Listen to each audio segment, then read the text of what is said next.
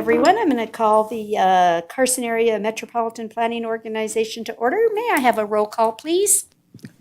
Chairperson Bagwell. Here. Vice Chair Schutte. Here. Member Dodson. Here. Member Erb. Here. Member Henderson. I'm here. Member McQuarrie. Here. Member Novak. Here. Member Rosenberg. Here. A quorum's present. Thank you so much. We're going to move on to agenda item number 3, which is our public comment. Is there anyone with any public comment? Don't see any in the audience to bring me public comment, so we will move on then to agenda item number 4. May I have any corrections of note for the minutes? Seeing none, I'll accept a motion for approval.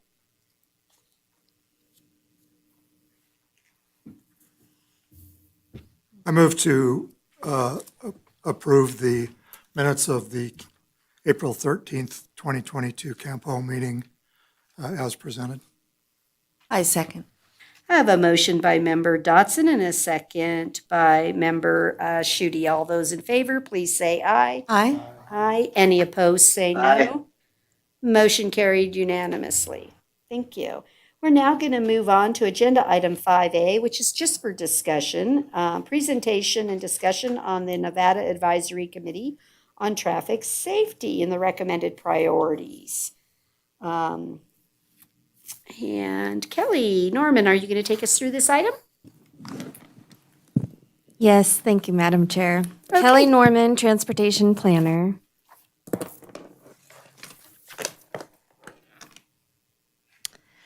The Nevada Advisory Committee on Traffic Safety, or NVACT, their goal is to oversee the efforts across the state to reduce fatalities and serious injuries on Nevada roadways.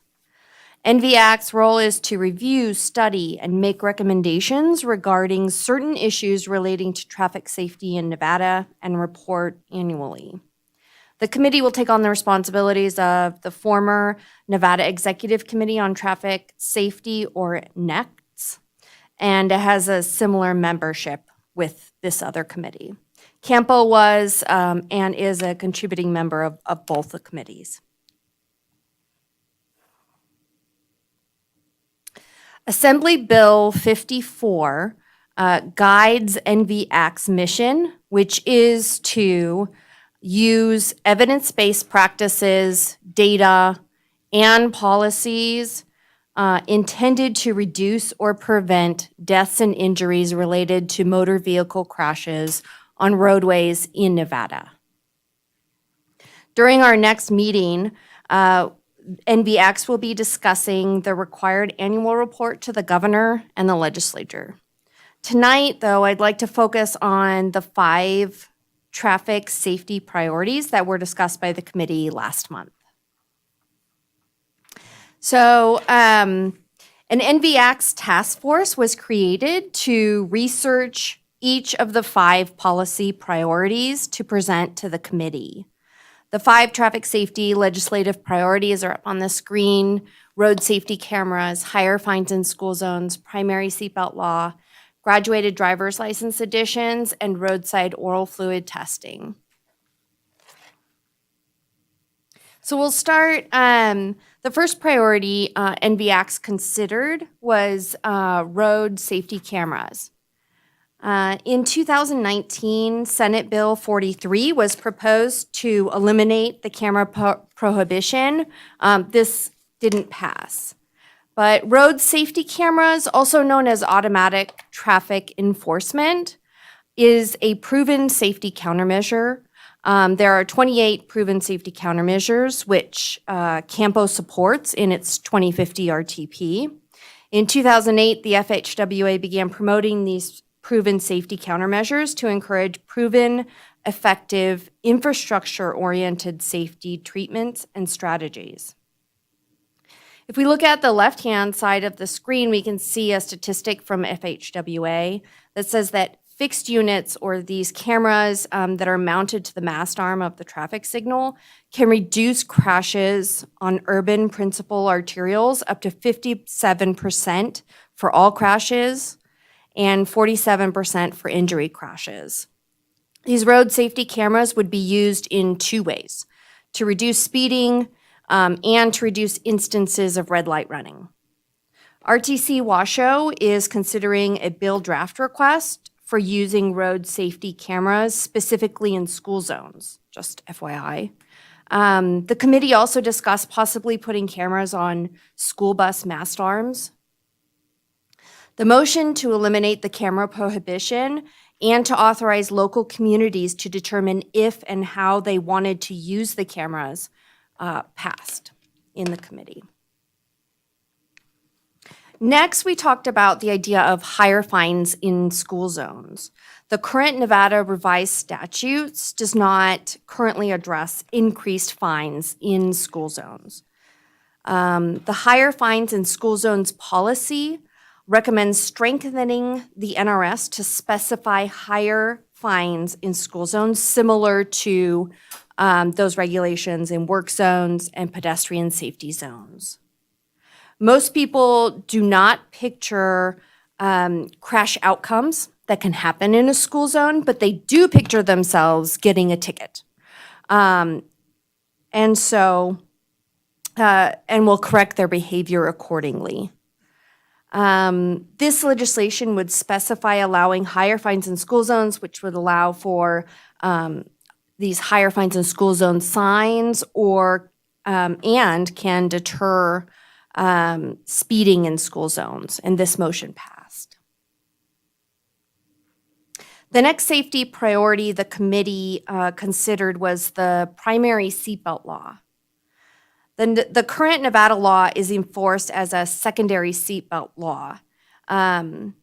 So if an officer pulls over a driver for another reason, they can also cite them for for not wearing their seatbelt. By making a primary seatbelt law, Nevada emphasizes the safety benefits of wearing a seatbelt. There are proven safety benefits of seatbelt wearing.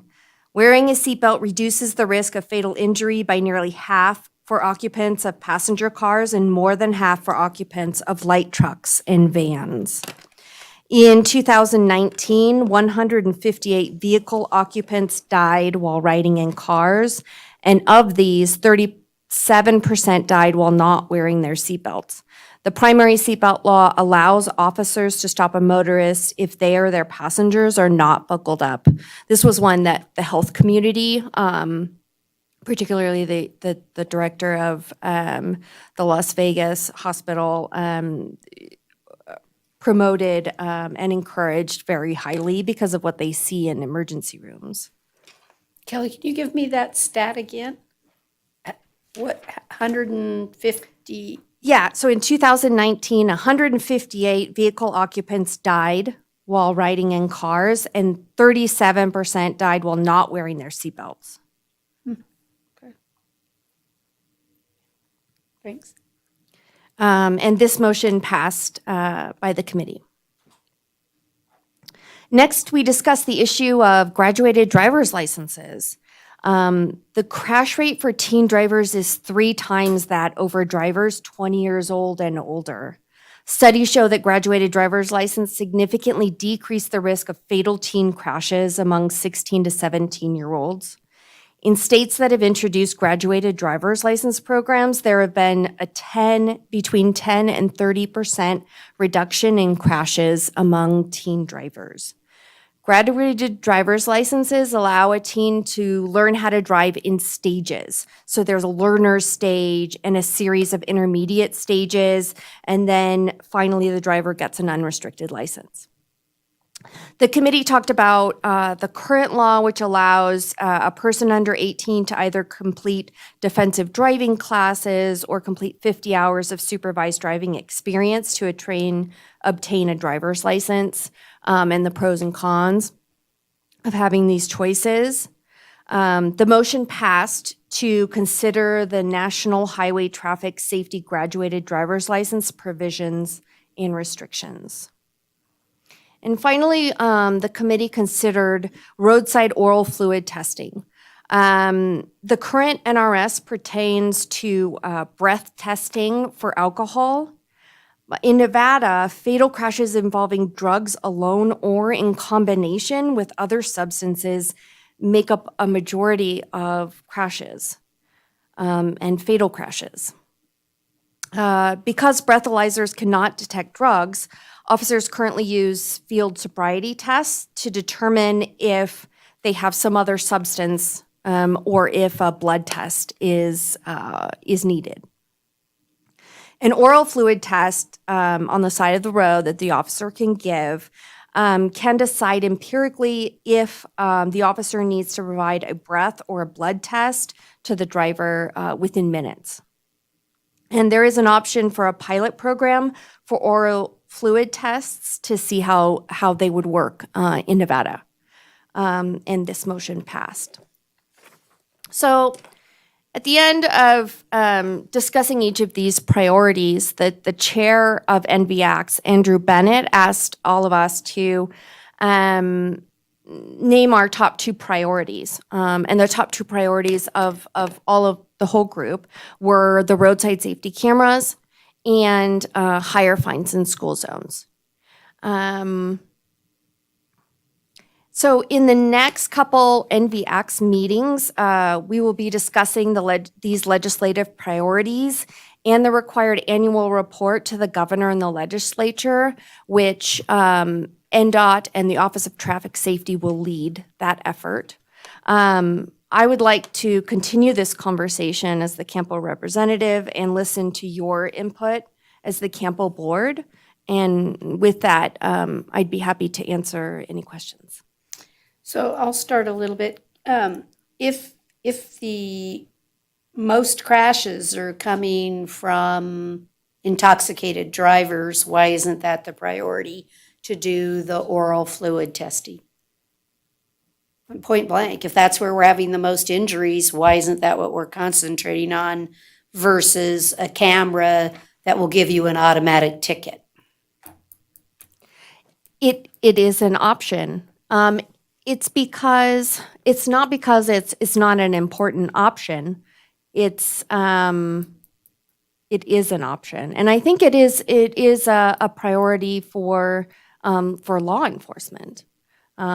It just in the choices as we are you saying? I think that you don't have the priority right. I mean, I think you're asking for our opinion, and I don't understand why we're not tackling as the first priority or the highest priority something that has the highest crash ratio. Yeah. I mean, if you want to have the most impact to save lives, then go after the item with the most impact. I'm just trying to understand.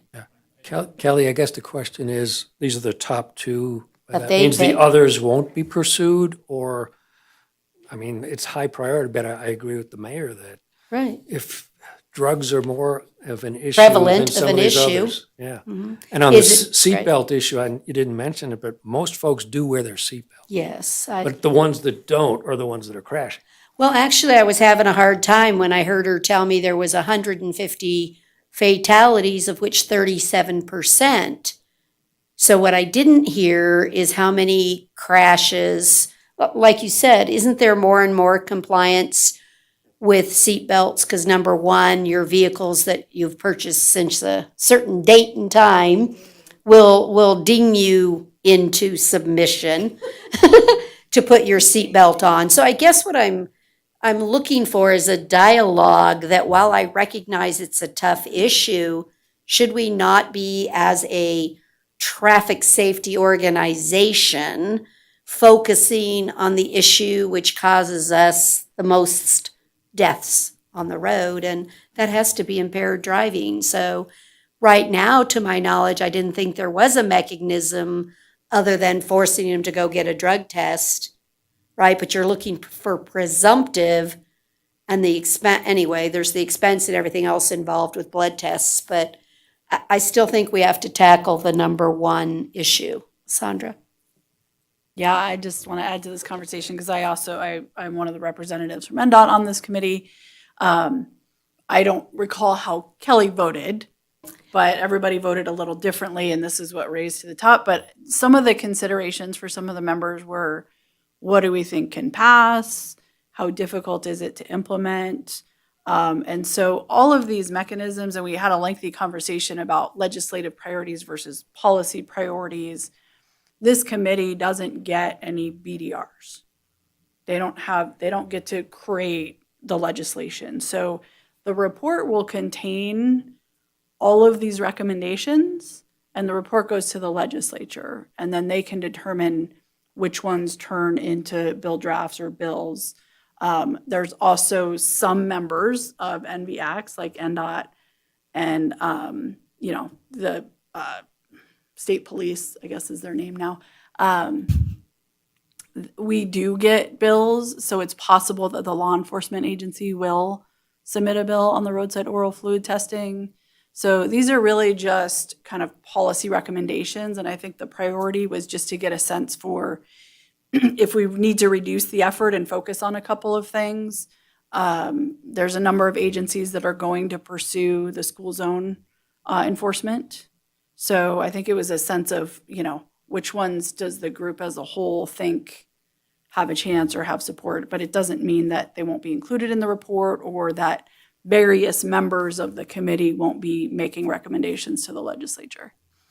And do you see that some of these, I think you indicated, will be optional to the particular local government? Or are you saying that you believe it'll be mandatory, like double the fine if it's in a school zone? Or and the cameras and some of these other ones, will they be optional by ordinance of the local government or? Now, Adam, you can correct me if I'm wrong, but if the legislature seeks to change the NRS, then it would be a Nevada law. Adam Tully, Deputy DA. If the legislature were to, by statute, affix a particular fine for speeding in a school zone, that would be the floor. Maybe even the ceiling, but that would be the floor. Whereas right now, there are all manner of traffic offenses that are not. Or maximum. There is no statutorily set fine, and so that gets worked out through some judicial mechanisms. Except for in a, Insurance, not having No, insurance, in a, work zones. a construction zone, Construction double zones. fine. And it just says double fine, not what it is. So this committee is recommending that they set a statutory amount for school?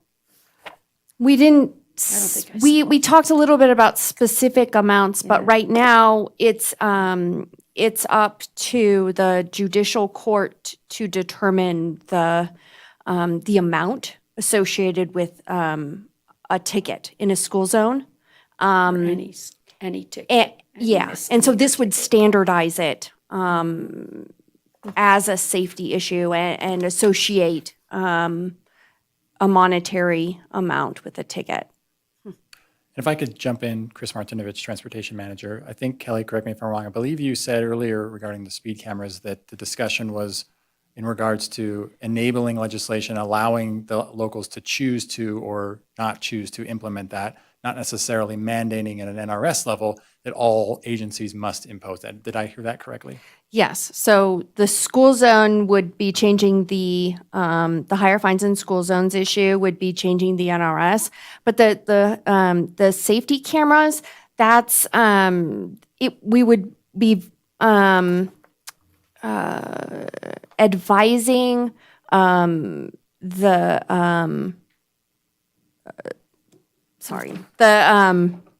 to get rid of the prohibition for cameras and then have the option of local entities to install the cameras or not.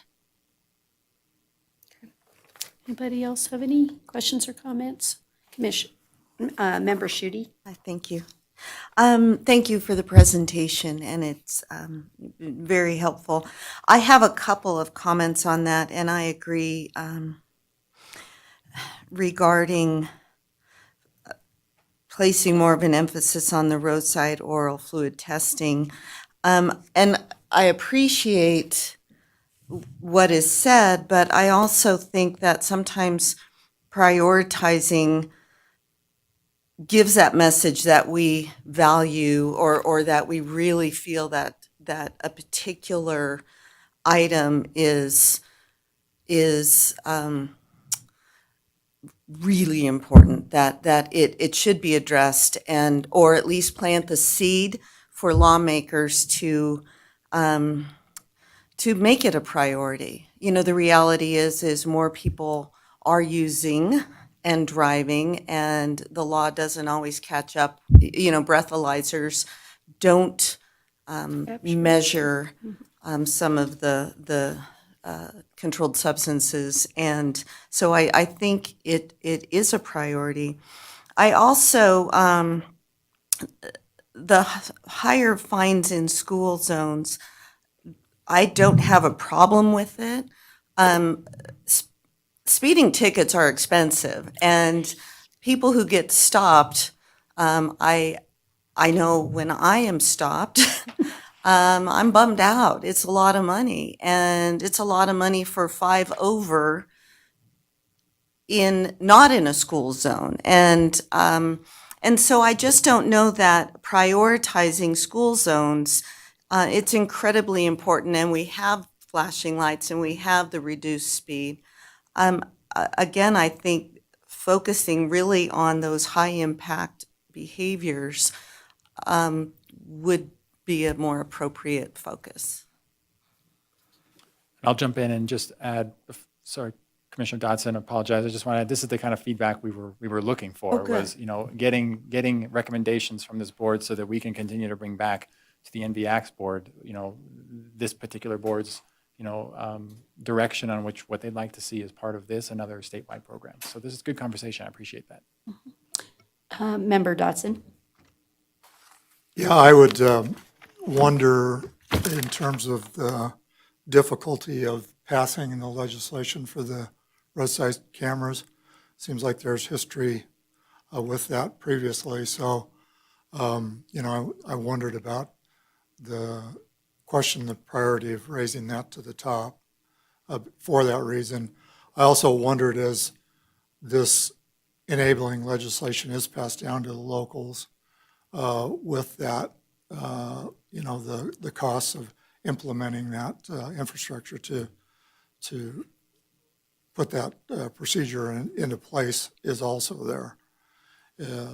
And, you know, with the dialogue with the locals about the equity of using those cameras for that. And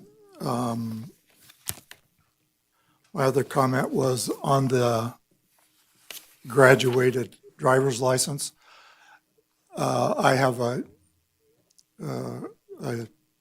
teenage son who's grandson, I should say, correction. Forgive me. My son wouldn't, but there are those steps in place now for that graduated training. So I just wondered, are you saying with this that would be enhanced or changed? I didn't quite understand what the recommendation was with that. Sandra? I can try. I was confused by it myself. So there is a graduated driver's license in place. My understanding is this would make adjustments to align it with the NHTSA recommendations for that graduated driver's license. So it's sort of adjusting what's out there right now and potentially limiting the waivers for that. As Kelly mentioned, you can have your parents sign off that you've done so many hours, or you can do driver training. And I don't know that it would eliminate those alternatives, but it would make it harder to use something else to not still, you know, be able to or be required to have that graduated steps for your license. That's my understanding. Well, I think I would love to see a chart or a document that shows us as a committee, even in Nevada, if you could give me the rates of the crashes by types, because if you want to have impact, right? If that's what we're truly after here, and intoxicated drivers is number one, I'd like to know what is number two, what is number three, and that you try to have a strategy that combats the particular issue. And I want to make sure we're not going to what one calls the low-hanging fruit that sounds good, but really isn't going to save 50 lives a year or something of that nature. And along a little bit with what Member Dotson is indicating, that if you're going to move to doing an optional ticket that comes to you via the camera, taking a license plate, and it goes to not the driver, it goes to the owner of the vehicle. You're responsible for your vehicle. So it doesn't really matter who's driving it, which is what the controversy is. Your teenage child might not get the ticket, you would. But that the ticket revenue does not necessarily go to the place that issues the ticket. Like some go to the school, some go, they go different places for the distribution of the ticket. So it won't necessarily come back to the, whoever had to put it in, had to spend the money to put the camera in. So I just don't have enough answers, but those could be good questions for you to work on with that committee. Okay, Kelly, I had a couple other comments. Yep. Most of this stuff kind of, what the mayor is alluding to is this all data-driven, right? So is there data to back up all these emphasis areas? And one I did not see, and I'm sure you guys discussed this, was motorcycles. Yeah. And graduated license for motorcycles, right? Because you can pass the driver's test with a small bike and then get the biggest thing they make, right? And Right. we've probably got data on motorcycles, unfortunately, so just like that. And just as a point of information, Nevada Transportation Conference is next week. The federal highway speaker, I looked it up, is the Associate Administrator for Safety. So Chris will be there, I'll be there, and some other folks. So she'll be talking about funding, but safety in general, yeah, there's enough national data out there. That's all I got. Okay. Anybody else? Mr. Erb, Member Erb? John Herb for the record. Kelly, on the roadside oral fluid testing, was there any data given on how many people were pulled over and then released and was involved in a crash or a death? There was quite a bit of data. I don't remember that, although I do remember a table that was presented with the synopsis that indicated that drivers that were pulled over that had some sort of other substance other than alcohol has been rising in the last 5 years. Okay, but no correlation to. Sandra, do you remember something from the notes? I don't believe we have specific data on that because I'm not sure all of that data is collected. Okay. So I don't know if you saw an article a few weeks back about a fatality that occurred on US 95, and they found out this person had been pulled over in Nye County and let go, and he may have been impaired.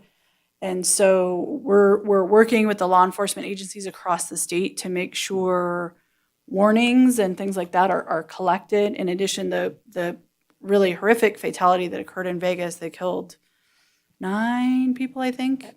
He had a clean driving record, but as they dug in a little bit more, found that he had been let go a number of times. So we're working with law enforcement to make sure we're collecting those. If you pull someone over, there needs to be a record of that that's maintained, and other officers can see that. So you don't get warning after warning after warning. And Mayor, I wanted to address your earlier comment, and Greg as well, about the data. The leading causes of fatalities are speeding and impairment. An impairment. But I guess that, okay. Well, there's no other questions, and any member of the public, again, I don't see that anybody's come in, so unless anybody cares, we will move on then. Enough to give you some Well, information. I just wanted to say thank you for the conversation. As the CAMPO representative on this committee, I representing everybody, and so I really appreciate your comments, and will pass them along to the committee. And I think that was very, very important to keep communicating with you about what the committee is doing and communicate back to them about what's important to the CAMPO board. Perfect. Thank you. Thank you so much. Okay, we're going to move on to agenda item 5B, which is discussion and possible action regarding the Unified Planning Work Program for CAMPO for fiscal 23 and 24. And Kelly, I think you're up on this one too? That's correct. Okay. Kelly Norman, Transportation Planner. Staff have finalized the fiscal year 2023-2024 Unified Planning Work Program, which can be viewed in its entirety in Exhibit 1. CAMPO's public participation plan requires a 30-day comment period, which was active from April 1st through May 1st, 2022, and we received one public comment. Public comments and staff responses are detailed in Exhibit number 2. Staff made minor edits and corrections from the draft to the final version of the UPWP, and these are detailed in the staff report. Upon approval from the board, staff will submit a final draft of the UPWP to FHWA and to NDOT. And with that, I'd be happy to answer any questions. Does any member have a question? This item? Mr. Henderson, so I don't forget you're there. Do you have any questions? No, ma'am, I'm good. Thank you. Okay, anybody? Go ahead, Mr. Novak. Yeah, I'm the public comment. Yeah, I saw that. Member comment. Go ahead. It was good reading. No, that's why I asked a lot of those just for clarification and point some things out. I guess the biggest one I just wanted to bring up now, the latest certification review, FHWA, FTA certification review, did that have any comments or follow-up actions? I know you mentioned the FTA review. That's a triennial thing as well. Because CAMPO is an MPO, but not a TMA, they don't have to go through the full certification review. Okay, so we didn't have anything. Because the overall process is fine. Yeah, we continue to coordinate with CAMPO as we do with all of the other MPOs and FHWA on a regular basis, and no, planning requirements are being missed, and we don't have any concerns with this document or the overall planning process that CAMPO does. And the intelligent transportation aspects that are in here, there's additional projects going on. I'm sure NDOT and RTC, CAMPO going to be working closer together on that because there's a lot that's coming on in the next few years. Yes, thank you, Commissioner Novak. We work with NDOT. We sit on a variety of committee meetings to participate in ITS infrastructure, both locally here in CAMPO and as a region in Northern Nevada. Yep. Yeah, and I think with the new fire station and emergency ops center right next to Public Works, there's an opportunity for more coordination. So they'll be looking towards that. Thank you. Thank you. Any other questions? Any public comment? Okay, I don't see any. I will accept a motion. I move to approve the two-year Unified Planning Work Program for fiscal year 2023 and 2024 as presented. I will second. I have a motion by Member McQuarrie and a second by Member Novak for approval. All those in favor, please say aye. Aye. Aye. Any opposed, Aye. say no. Motion carried unanimously. Thank you. Okay, we're going to move on to agenda item 5C, which is discussion and possible action regarding the cooperative agreement with Nevada Department of Transportation and CAMPO. First, though, I will take a disclosure from Member Schutte, please. Thank you. NRS 281A.420 requires me to disclose conflicts of interest and abstain from voting when I have a disqualifying conflict. My nephew is Chris Martinovich, who is employed by Carson City and will be presenting this item. Chris and I are not receiving compensation for any kind directly related to this item. It will not foreseeably impair or enhance the terms of his service with the city, and we are not affected by the outcome of this item to a greater degree than any other resident of Carson City. NRS 281A.420 only requires abstention in clear cases, and the independent judgment of a reasonable person in my position would not be impacted by my familial relationship. Therefore, I do not have a disqualifying conflict and will be voting on this matter. Thank you, Member Schutte. Mr. Martinovich, will you take us through this, please? Thank you, Madam Chair. So this item is related to the previous item, item 5B, in that this is the funding portion or the monetary portion of the Unified Planning Work Program.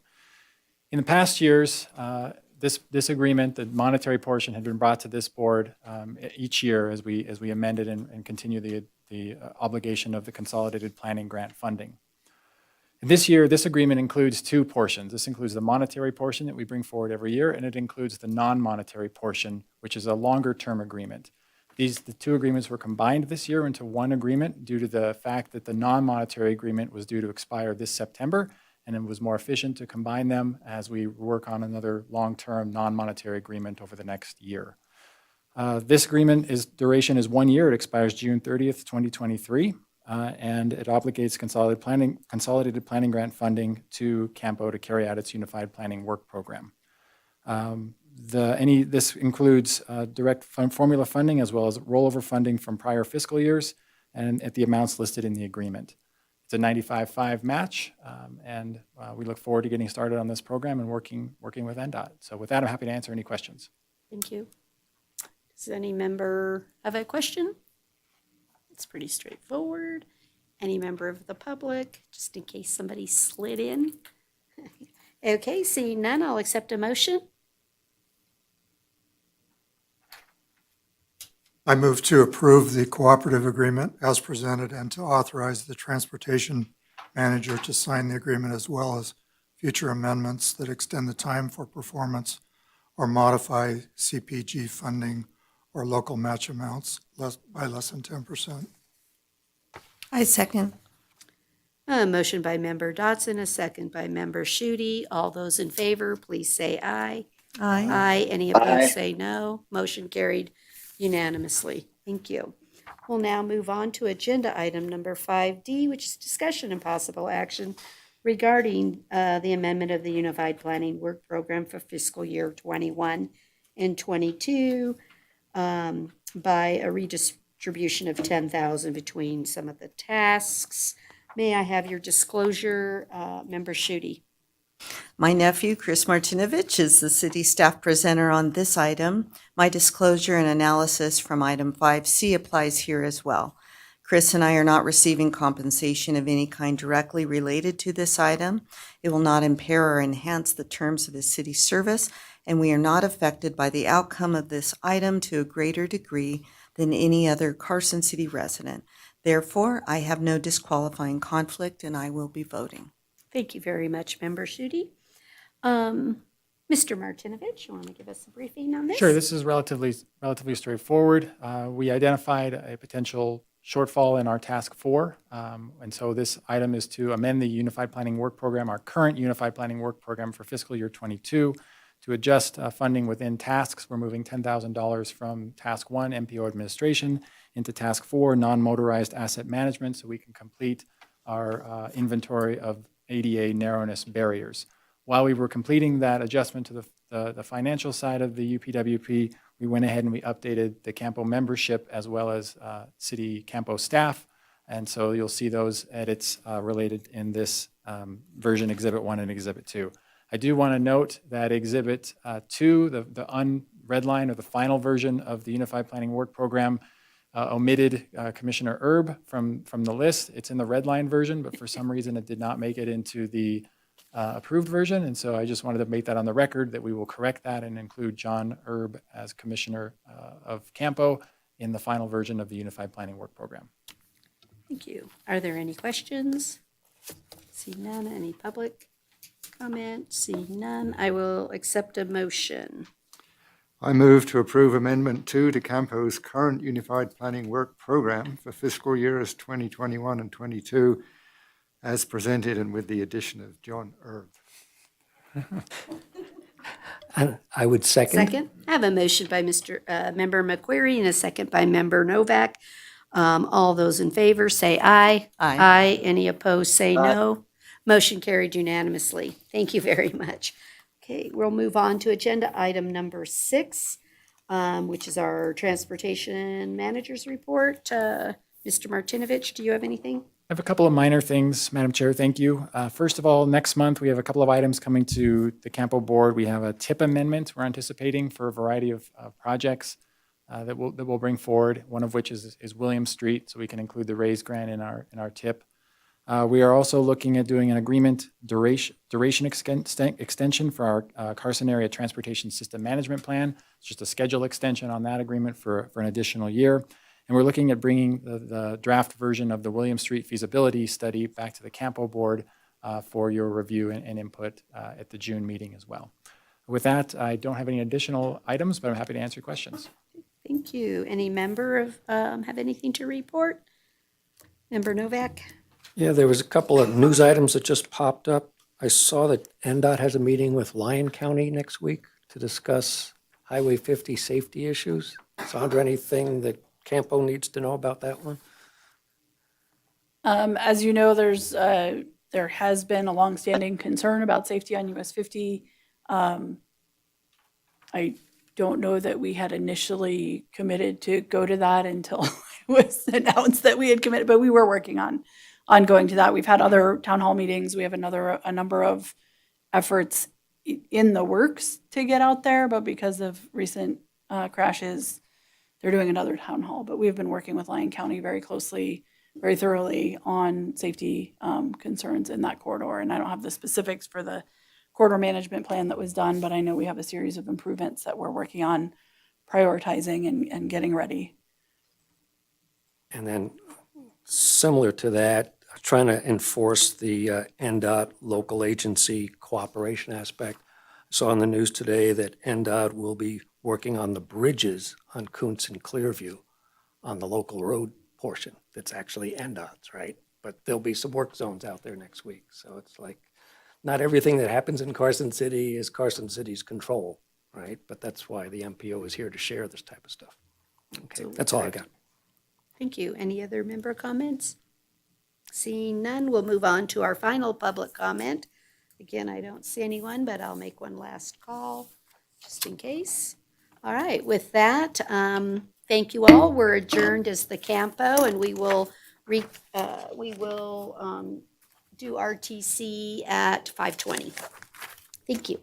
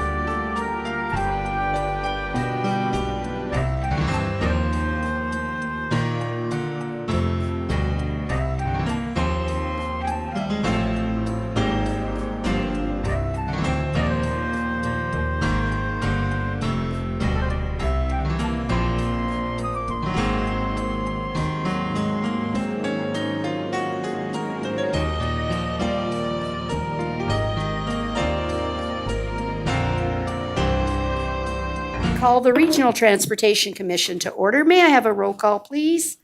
Chair Bagwell, Here. Vice Chair Schutte, Here. Member Dodson, Here. Member McQuarrie, Member Novak, Here? a quorum's present. Thank you so much. Okay, we'll move on to agenda item number 3. Is there any public comment?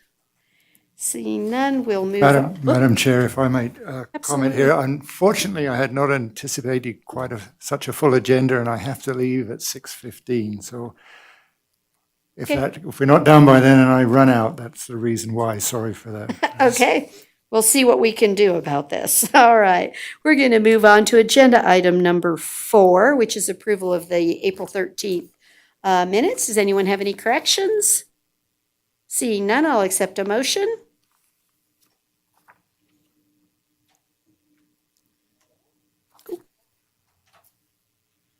I move to approve the minutes dated April 13th. As Second. written. I have a motion by Commissioner Schutte and a second by Commissioner McQuarrie for approval of the minutes. All those in favor, please say aye. Aye. Aye. Those opposed say no. Motion carried unanimously. Thank you. We're now going to move on to agenda item 5A, which is for action on the preliminary design alternatives for the East William Street project. And Randy, you going to start off with this one? Okay, thank you so much. We have the team, the A team. Thank you, Madam Chair. Kelly Norman, Transportation Planner for the record. I just wanted to introduce the team to all. This is Randall Rice, City Engineer, Darren Anderson, which will be the Senior Project Manager, and Angela Huffley from NCE. So the current Unified Planning Work Program, Task 5 for Multimodal Corridor Planning consists of the feasibility study for East William Complete Streets project. Staff have been participating in public participation and engagement, data collection, analysis, and support of this project, which is consistent with the city's Complete Streets policy. Staff will be presenting the completed feasibility study next month to CAMPO. And again, we've been working closely with the team who are here tonight to give a synopsis of the feasibility study and recommended design alternatives for different segments of the East William Complete Streets project. Take it away, Randy. Thanks for the great introduction, Kelly. For the record, Randall Rice, City Engineer for the record. Thank you, Chair Bagwell, Vice Chair Schutte, and Commissioners for the opportunity to present to you today. We'll try to go quickly because it sounds like we have some commitments to get to, so we'll move through these quickly. So of course, we wanted to give you a brief update about where we stand with the project. Hopefully by now, everyone is familiar with where the limits of the project will be, but if you're not, it's on the west side of the project, it'll be bound by North Carson Street. On the east side, it will be the off-ramp of I-580 along the William Street corridor. And I won't do you the displeasure of reading this entire paragraph in front of you, but generally our goal is to take this corridor from a busy, congested, and oftentimes unsafe in certain areas to a inviting corridor, something where business thrives and where we have multimodal access for bicyclists, pedestrians, vehicles, right? It's a shared use community. And we'll go a little bit more into what we found out when talking to people here, but again, those are kind of the overall objectives or the mission statement for the project. So we talked a little bit about the overarching goals, but the design team is working on a number of things. So the first thing we're looking at is reviewing the travel lane widths, looking at the corridor configuration. Obviously, some of you have probably looked at the traffic report, the TIS that the consultant did for us, and there are a number of recommendations in there. So we're going to be vetting those and looking at what those mean to the corridor and to the project. We're looking to improve safety for pedestrians, cyclists, and automobiles, limit the number of potential interactions that they may have, crashes, improve accessibility for people of all abilities, right? Disabled as well. We want to make sure that they have safe access to the things they need to get to, grocery stores, banks, commercial properties, things like that, the park, right? We want everyone to enjoy the corridor. We want to support land use plans and economic development, right? We want to encourage businesses to survive and thrive in this environment, right? We want to make sure that they have access to their business, people know about them, but it's also safe and convenient so people don't avoid the area. We talked about multimodal travel, increasing capacity, looking at how the corridor functions not only now, but into the future, right? We have to look at both scenarios to make sure that we can plan successfully and not go down the street with the blinders on and say, hey, everything's working now, but what about 30 years from now, right? So we try to accommodate both scenarios. And then, of course, the utilities, drainage, we're also trying to incorporate water quality improvement aspects into the project, right? Some of you may have heard of LID, low impact development. So we're trying to incorporate those as part of the project so that the future generations that get to experience Carson City and the beautiful infrastructure and waterways that we have continue to stay that way. Oh, technical difficulties. While he's trying to fix that, I can move on. So we started with community outreach, and what that was the project team going through the corridor and talking to the businesses and residents that lived and worked throughout the corridor. And we reached about 85 businesses in January. We also had a survey that we sent out. I would think we put out some newspaper articles. We also put out some web comments out there. We had a number of different media outlets contact us, KOH, Colo, asking questions about it and putting it out there. We also offered an interactive map, which is the first time we've done that, and I'll talk in the next few slides about what that is. But we were very excited to see how much interaction we did obtain through those processes. We also partnered with the high school, which is a big stakeholder in the corridor, right? And one of the things we thought was really cool, and a lot of credit to our planning group that pulled this together, as well as our outreach consultant. But we got them to do a logo design contest, and we actually had, I believe it was 23 applicants, and it was, I'll tell you right now, it's very tough to pick those being on that committee. They were fantastic. I had no idea that kids at this age had such talent. It's just amazing to me. I think I would have drawn that in crayon at that age, and so it was amazing to see the engagement and how serious they took the competition.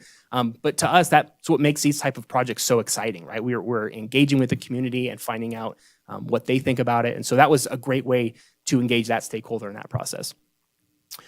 And we also had 3 open houses. So we had, I think this was February. There was the first two Tuesdays in February and the second Thursday. And we had a number of people stop by, a number of board members, and also just staff and RTC commissioners, just to find out more about the project and see what other people were saying, right? Which was great. And we actually had some very nice debates between people that had different opinions about the corridor and what the corridor should look like.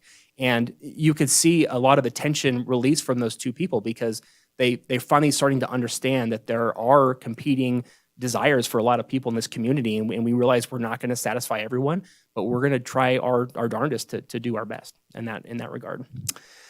So some of the things that we heard during those conversations were pedestrian improvements, right? We want to make sure sidewalk connectivity is complete. There's a number of parts in this corridor where the sidewalk terminates, and we have sand or DG, uneven surfaces. Some of the pedestrian ramps are not up to codes. We need to work on those to make sure that they're accessible. And we also had a number of comments for multi-use path connectivity, right? Continuing the master plan to make sure that that has a multi-use path through that corridor. Access management was another big one. That's also a large concern of staffs and the design team. We do have a number of constraints that are going to make it very difficult for us to consolidate points of ingress and egress, but that is high on our list to try to work with the businesses and the community members there to try to restrict some of those conflict points, especially where the driveways are so close and narrow together. And of course, landscape and aesthetics is part of our complete streets policy. We want to make sure that, again, it's beautiful, it's inviting, it's sustainable, and that's going to work into some of our water quality features as well. So for the survey results, we knew that a lot of people travel by car. So we heard that about 93% do travel through the corridor by car. But I want to focus on the idea that there's still 7% of people. That may not sound like a big number, but we're talking hundreds or thousands of people that still access the corridor through cycles, through bicycles, and also pedestrians walking their dogs, going to the park, skateboarding, what have you. So that's actually a pretty large number that we need to account for. What we're also looking at prioritizing are, and this is in their words, so their prioritization through the survey results were beautification first, safety improvements. That was their number one. That was their number one. The was actually public, the public, yes. Voted beauty is the number one need? It was, yes. Oh, that's sad to me, sorry, but go ahead. That's So sad. beautification, that's okay. Safety improvements, traffic operations, signals, things like that, and then bike and ped enhancements as well. I kind of like this visual here. This is kind of a word diagram. The first one is was a survey question that asked the respondents to provide 3 words that best describe East William Street today. The larger the word indicates, the more often that result came up in that survey. And so you can see, you know, unattractive, congested, busy, ugly, dangerous, unsafe. Those are some of the ones that kind of stick out to me. And then we asked them, you know, after this project is completed, what would you like to see from a transformed corridor? And some of the words that showed up were friendly, beautiful, inviting, green, efficient, safe, attractive, right? So that really does go back to those priorities that we saw earlier, is we do want a beautiful environment. Not to say that safety and access aren't key, but you know, trees and shrubs, you're probably going to hear a lot of negative feedback from people that say, well, we don't want that. Why are we spending that kind of money? But there are a lot of people that do want this to look and feel like a beautiful, aesthetically pleasing corridor. And then my last slide here. So this is the interactive map. As I mentioned earlier, this is the first time that we have done this, but essentially it's geo-referenced comments. So I want to just highlight the point here that it's nice to have someone say, lower the speed limits, help pedestrians cross the road, right? Those are good things to help us think about what our objectives should be. But it's more helpful to find specific comments that do have a geolocation attached to it, right? There is flooding on the northeast corner of Salomon and Williams. Awesome, that's great. That's very helpful. We can pinpoint where those pain points are along the corridor. So you can see all these bubbles here indicated the categories on the left. So we had pedestrian, bike, road, stormwater, other. Those are all colored throughout the maps. Those were 120 respondents that we received, and we gave you a couple of examples. I'll let you read those on your own, but they were very specific as to where they wanted these improvements and what those improvements were. And so we're going to use those with our design team to help filter down. So when our consultant is looking at stormwater improvements, they can filter by the stormwater category and say, okay, where are the pain points in the corridor? Where can we focus on, you know, adding more infrastructure or more grading or other ways to alleviate or mitigate some of these problems that people are discussing here. So with that, that's my portion of the slide. I'm going to turn it over to Angie Huffley, who is a principal with Nichols Consulting Engineering, and she's also the project manager for the design team that we've hired to help us do the design. So with that, Angie. Thanks, Randy. Angie Huffley, NCE for the record. I'm going to talk through the process we've gone through over the past couple months to get the preferred alternative for the corridor. We've gone through a feasibility study process. What we've done is we've investigated existing conditions. We developed and evaluated alternatives, and that led us to the preferred alternative. There was a number of considerations that we took into account. One was the project goals, which Randy talked about a little earlier. Existing conditions, we had to consider the existing right-of-way width that is out there, and there's also a number of existing facilities to remain, multi-use paths and sidewalks that we're going to be connecting to instead of replacing, and then also the pedestrian and the auto travel patterns. Public feedback, which I'll get into a little bit more on the next couple slides. Traffic operations, which Randy's also touched on already, and then existing plans and policies. The city, as you know, has a number of policies adopted, such as the 2050 Regional Transportation Plan, the General Master Plan, and the Unified Master Pathway Plan, and more. So we considered all those as well. Next. So what did we hear from the public? This list summarizes almost all the comments we got, and I'm not going to go through all these, but in general, what you'll see is these can be categorized into 4 main categories, which is the beautification, the safety improvements, the traffic operations, and the bike ped enhancements. Next, the traffic study. So a traffic study was performed along William Street within the project area. And the study analyzed the morning, afternoon, and midday peak periods for the year 2022 existing, as well as the future years of 2030 and 2050. And the traffic analysis identified a number of deficiencies throughout the corridor. And then in addition, in order to make additional space for other uses, we've identified other intersection improvements that we're going to incorporate into the project. So the key traffic changes and improvements, Carson to Stewart Street, we're going to reduce the eastbound lanes from 2 to 1. At the Stewart intersection, we're going to add northbound right turn lane. At the State Street intersection, there will be an addition of crosswalk, ped flasher system, and a median island. We also will be removing the southbound left turn movement from State Street. At the Salomon intersection, we will be eliminating the westbound right turn lane. I have an slide on that intersection in particular coming up. And throughout the corridor, we will be installing signal optimization and coordination improvements. So we took these considerations and we developed alternatives throughout the corridor. We broke the corridor into 4 segments: North Carson to Stewart, Stewart to Roop, Roop to Salomon, and Salomon to I-580. And we did this because, as you know, the corridor changes drastically as you go from west to east. It very much transforms into something completely different as you get towards I-580. We developed multiple alternatives for each of these segments. And each of these alternatives included a combination of bike and ped improvements, such as a dedicated bike lane or a buffered bike lane, wide sidewalks, separated multi-use paths. And it's also important to point out that each of the alternatives included landscaping, opportunity areas for landscaping, traffic calming, travel lane, and intersection reconfigurations. Next, we performed a qualitative analysis of each of the alternatives. Our evaluation included a review of the existing information that we've received so far, our technical studies. We've had a number of those performed as well. We've done a preliminary drainage study. There was the traffic study. We've also looked at signal modifications. We brainstormed with the city engineers and planners on the maintenance, the functionality, and we compared the operations, cost, sustainability, as well as the user experience of each of the alternatives. Next.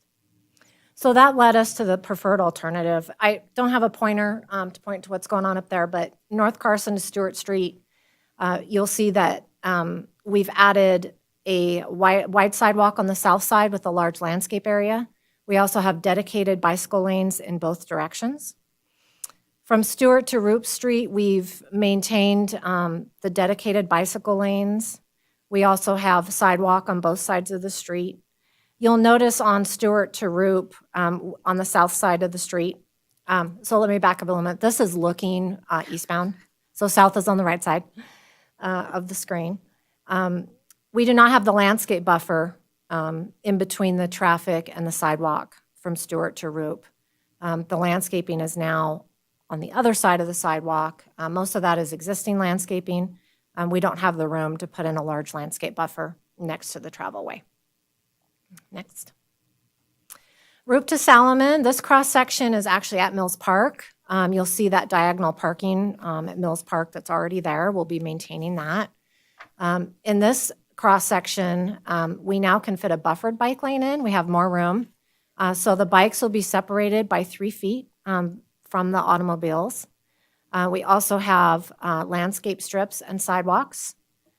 The multi-use path on the far right side will remain. Those are additional electric vehicle car chargers. That's what's sticking up next to that car. We'll be adding 2 additional electric vehicle car chargers. Salomon to Gold Dust West, we maintain the buffered bike lanes, and we have even more room as we get down towards that location. We're going to be narrowing lanes as a way to help do traffic calming.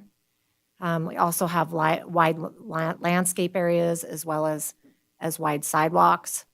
And it's important to point out that all of these alternatives will include, lane narrowing, intersection modifications, opportunities for landscaping, also while maintaining landscaping that we can keep. Sidewalk connectivity, all of that is going to be put into each of these segments.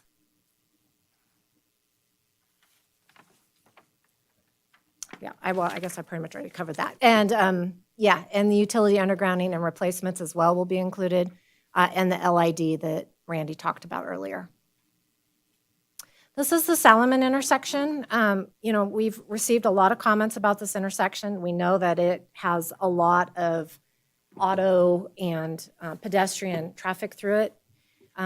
We've highlighted a number of changes that we're going to be making. This is a picture of the existing conditions as it is today. So you'll see on the upper right-hand corner, we're going to be removing that right turn pocket. That's going to allow us to adjust the curb lines and shorten the pedestrian crossings. We'll be able to include buffered bike lanes in both the east and the west direction. We'll be including signal timing modifications. We'll be replacing the ped ramps. When we do that, we'll be increasing the pedestrian storage. A lot of kids are always out there on those pedestrian ramps. And then we'll also be increasing the left turn storage from William Street south onto Salomon. Do you want, let's do questions along the Okay. way, just in case something makes sense here. Yep. Would you talk to me again about removing the right-hand turn lane? Yes. But you're not going to put a bike lane there? Yeah, yes, we're gonna That's- have buffered bike lanes in both directions. But the traffic study stated that we could go ahead and remove that right turn pocket. You'll be able to make right turns from the through lane. So it'll be a through right lane instead of a dedicated right turn lane. But they can turn right on a red. That is Yes. not one of the areas. Okay. Okay, go ahead. I was just interested in the left turn from 50 to Solomon, that there are 2 left turn lanes. Doesn't look We're like it on the removing- map, but there is, right? There are, you're right. And so we're removing the right turn pocket. Is there discussion to perhaps remove one of the left turn lanes? A left turn from 50 onto Salomon. Yes, sorry, yes. 'Cause No, there's there's- two, but this yeah. doesn't show that. Well, actually, it's actually the contrary. We're actually increasing the storage in those 2 lanes. There are so many movements Okay. in that direction that we actually have to increase the amount of room for the cars to queue up to turn. Okay. So we're increasing the left So turn. eastbound travel, This then is they're westbound. turning on to. I'm sorry, I'm talking about westbound. Westbound. No, I'm talking eastbound. I'm Oh, sorry. okay, sorry. Sorry about I that. misunderstood your question. I was thinking you were so- talking about westbound. So yeah, so eastbound, there are 2 turn lanes onto Solomon, so then they would be southbound on Solomon. Yes. It's just interesting to me that that there isn't a high number to necessitate the right turn pocket to go southbound, or northbound rather. Right, right. But we have the 2 turn pockets for northbound. That's a great question. So I believe the current assessment right now is to consolidate Okay. the 2 eastbound left turn pockets into 1. Great, Yeah. okay. Thank you. You're welcome. And remember, we're very early on in design. We'll be adding, more changes as we get further into it, but that's something that did come up at the public meeting as well. Okay, And it okay. is under consideration. Thank you.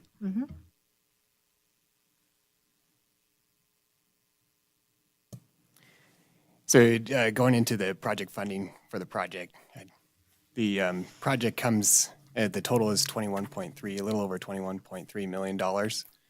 And those top 2 sources, funding sources, are the federal sources, which is the RAISE grant and the federal earmark. Those come out to a little over 50% of the project. The city used the local dollars to go after and seek these grants, and they are a big help to getting this project going in the time that it is. The bottom 3, Randy hit on the utility replacements that were happening along the corridor, and those 3 funding sources are used to address the aged utilities that are underground. One thing to note with the funds is the City Public Works is seeing escalation in prices like many others around the country. And so we will be looking at 30, 60, and 90% estimates just to track where prices go from here, and then see if we need to reduce scope or try to phase or continue with the project as it's planned currently. We had a public meeting last Tuesday, May 3rd, and we just have a recap of the points that came up there. A lot of those overlap with what was received through the outreach prior to that meeting. there's around 30 people that showed up, and we kind of bulleted the high points that came up during that meeting. The first being the reduction in this first one eastbound lane from Carson to Stewart. That's the only location where the traffic lanes are being reduced. The next one was the Solomon intersection. As came up already, a lot of people were questioning about just making that intersection function better between the pedestrians and the vehicles and all the movements that happen through there. The left turning movements restrictions, so there's a lot of driveways and cross streets near Solomon, and there was concern just with conflict points and being able to get out into the road or make the turns, as well as the safety for the pedestrians and users on the side of the streets. Speed reduction and traffic calming. With the project, there is a minimal speed reduction through the corridor, and so there's just question about being able to travel through the corridor and still get to the places that everybody wanted to go, as well as, again, the safety with the speeds. And then the lane widths for trucks and plows, we are showing to reduce lanes, and so making sure that the lanes are wide enough for the vehicles that use the corridor. Just going over some of the next steps that we're planning from here, the feasibility phase of the project is planned to be wrapped up at the end of May, and then we'll proceed into formal design, which consists of the 30, 60, and 90% stages. So we're looking at having 30% design by the end of this summer or early fall of 2022, and then 60% design for winter spring timeframe of 22, 23, and final design by summer of 2023, with the goal of getting to construction by the end of 2023. One thing to note with the schedule here is the federal funding sources are a big help for the project, but with that does come some additional oversight and processes that we need to follow, and that often leads to some additional time to work with the oversight agencies, and so there's potential that the construction date does slide from that end of 2023 timeframe. We do have some public meeting workshops that we plan to, public meeting outreach efforts that are planned for through the design phase of the project. These workshops will kind of come together as the design progresses and we see the impacts to the different sections of the corridor and the businesses in those areas. So we plan to reach out to those groups and discuss what we'd like to do and how that may impact them and get their feedback for what actually happens. We also plan to have a construction impacts workshop towards the end of design, and that workshop would be one where we discuss the street restrictions and closures or coordination during construction for all the businesses along the project. Listed a couple communication tools that we have for this project and how we keep everybody informed. The Carson Proud website is where we have our bigger projects that Public Works is working on. So on that website, we post updates periodically that go out and just list like the latest thing that we've done, or if we're having an upcoming public meeting that we'd like to make people aware of, or how the progress is coming together.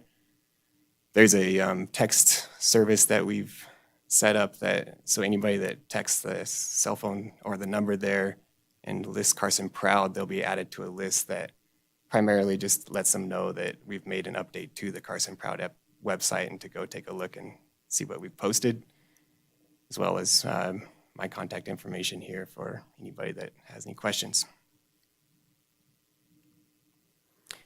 That does it for the presentation, so happy to have any questions. What is the winning logo? That's the one. This one, the connecting? You're looking at it, yeah. The connecting one? Okay. Yeah. I think it's important that we all, actually, that's pretty good, huh? Yeah, actually, it's pretty good.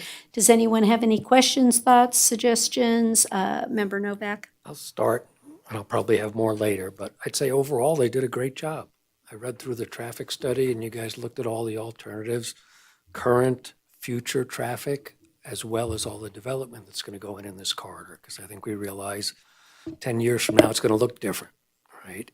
But the road will be there forever. So, I mean, there's development coming in on either end of the project. And I know you went through some detail on the Salaman intersection. The Stewart-William one, I have concerns with just because there's lots of changes being made there. And, shrinking Stewart down to one lane sounds okay. But there's some apartments going in there, and I thought that's where their driveway is as well. So I'm sure you guys are well aware of that. There's little design details you'll be getting to, but I'd say overall, it's a thorough analysis, and it all made sense to me. And I used to do this for a living, so I think you guys did a real good job on it. So I'll leave it at that for right now. Yeah, thank you, Commissioner Novak. I'll just touch on one thing.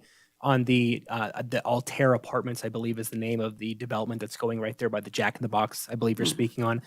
We will not be allowing direct ingress or egress onto William Street. They will be coming off the side streets. And that's still to be seen, but we have the power in the TIS requirements for the conditions of approval to make that requirement. I still need a little bit more, and maybe you don't have the Stewart Street. So one of the overarching issues for me is, and again, it's just a design discussion, but Stewart Street probably bothers me as one of the worst attributes that we have in a road for me is when the road and the little median that you put does not require an alignment. And so when you come across the street there, you don't know whether to use lane 1 or lane 2. We have the same issue coming,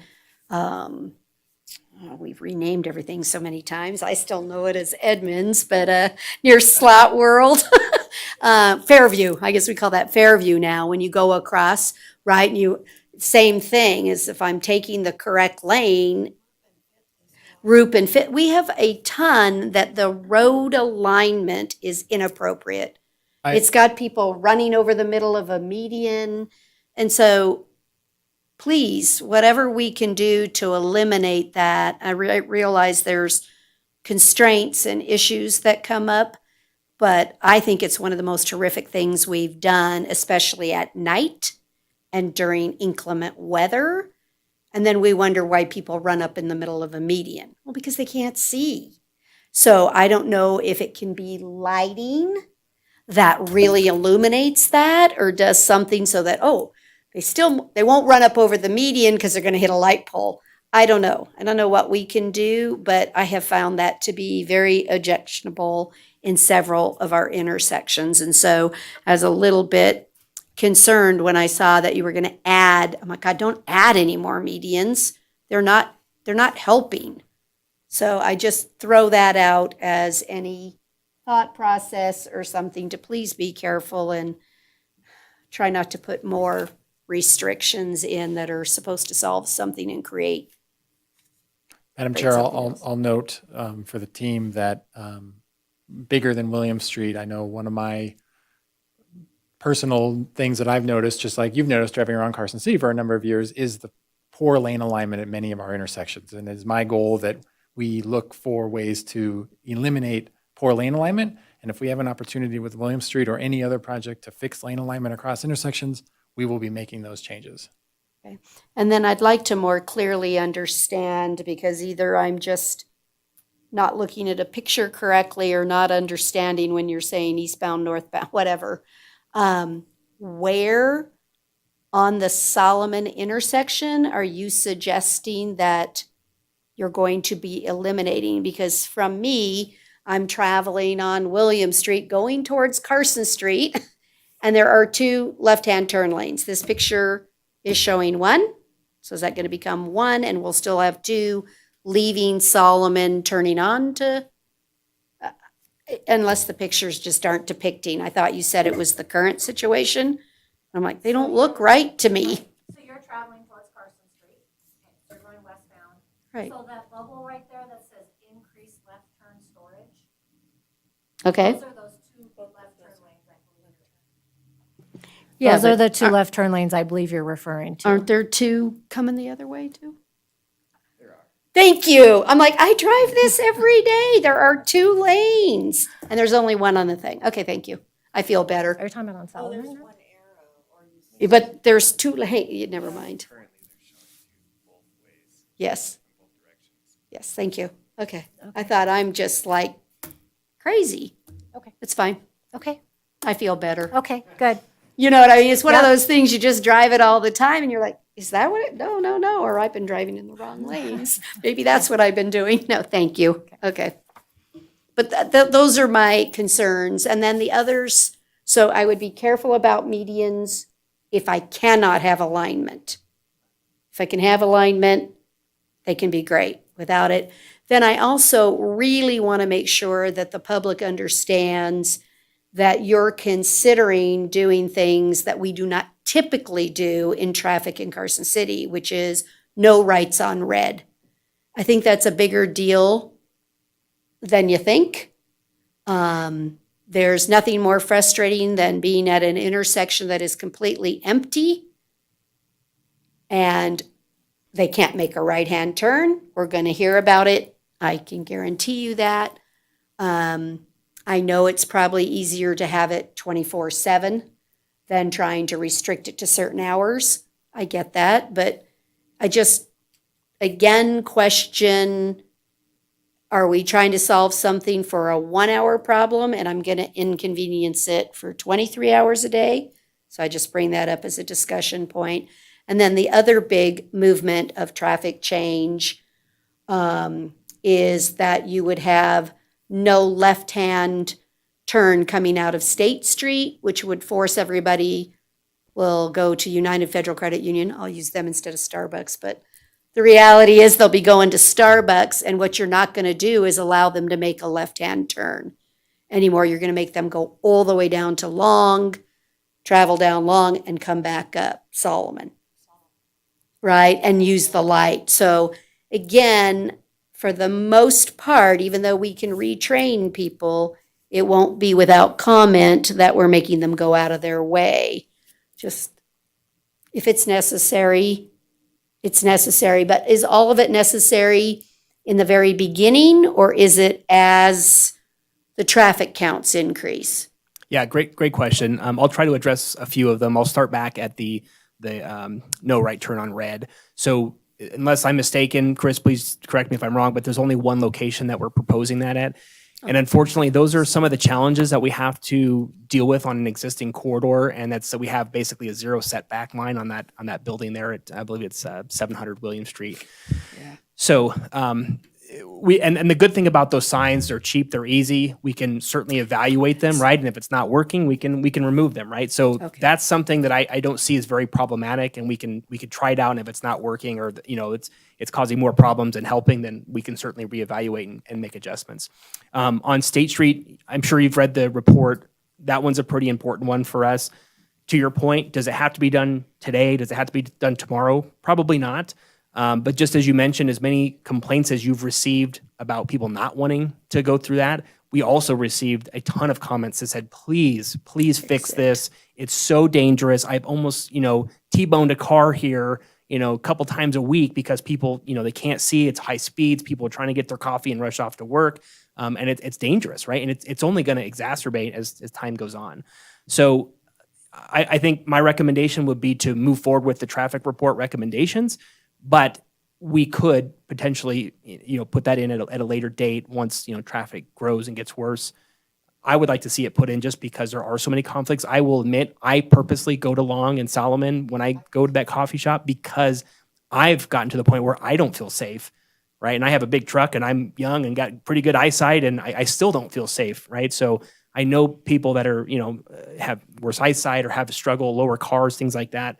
It is a big challenge, and we do receive probably as many comments in the opposite regard. So I think this commission can feel good that while it does provide some inconvenience, we totally understand that, and we hope not to put medians down the corridor. That's not the intent here. We would like to limit the number of those that we put. This is a critical one for us. Well, I will tell you that I frequent that often, anyone that knows me, so be super honest there, right? So mine's dependent on the time of day. When there's absolutely no cars, I'm making the left-hand turn. When it's busy, I'm doing exactly that. I'm going down Long because I'm concerned that if I'm not mistaken, I can recall those that live in that area already with their complaints about not putting trucks in traffic more down their neighborhood street. So I'm just not a fan of medians. Maybe that's really what it is for me. I'm just not a fan of those. I don't think they're good for snowplows. I don't think they're good for night driving. So I'm just not a fan of medians. So if there's a way we can do it without that, I would even be happier. So, okay. We'll consider any options out there. So Right. we'll keep looking at it, and if we come up with another idea, we'll move forward. Thank with that. you. And somebody who's sitting 1, 2, 3, 4, 5, Mr. McQuarrie. Thank you, Madam Chair. I would like to follow up on Randy's comment about the left turn there. I personally witnessed a motorcycle who was in the left lane and I was in the right lane and get mown down by someone shooting out of there, turning left. And it's not a pretty sight. And I think the number one issue here is safety. And I don't know whether it can be a timed thing or not. But anyway, I recognize it's a hazardous place. I like the buffered bike lanes. I like the EV charging stations. I didn't hear, I don't think, what the lane widths were going to be when they're reduced. Did you say that? We did. So we are looking at a few locations that would neck down to 10 feet on the west side of the corridor. So that would be closest to the Stewart Street area. And then we're looking at 11 feet further out. We're still working with our maintenance staff to vet some concerns they have there. So we might look at maybe adjusting that to 10.5 feet just to give a little bit more buffer there, which would at this point require the bike lanes to go down to 5.5 feet, which for those of you who may be bicyclists, the wider you have there in that bike path, the better, right? So we're trying to balance out where we have constraints in the right of way and how we can meet those needs of, maintenance, vehicular access, and also cyclists as well. So it is a struggle there, but that's kind of where we're sitting right now.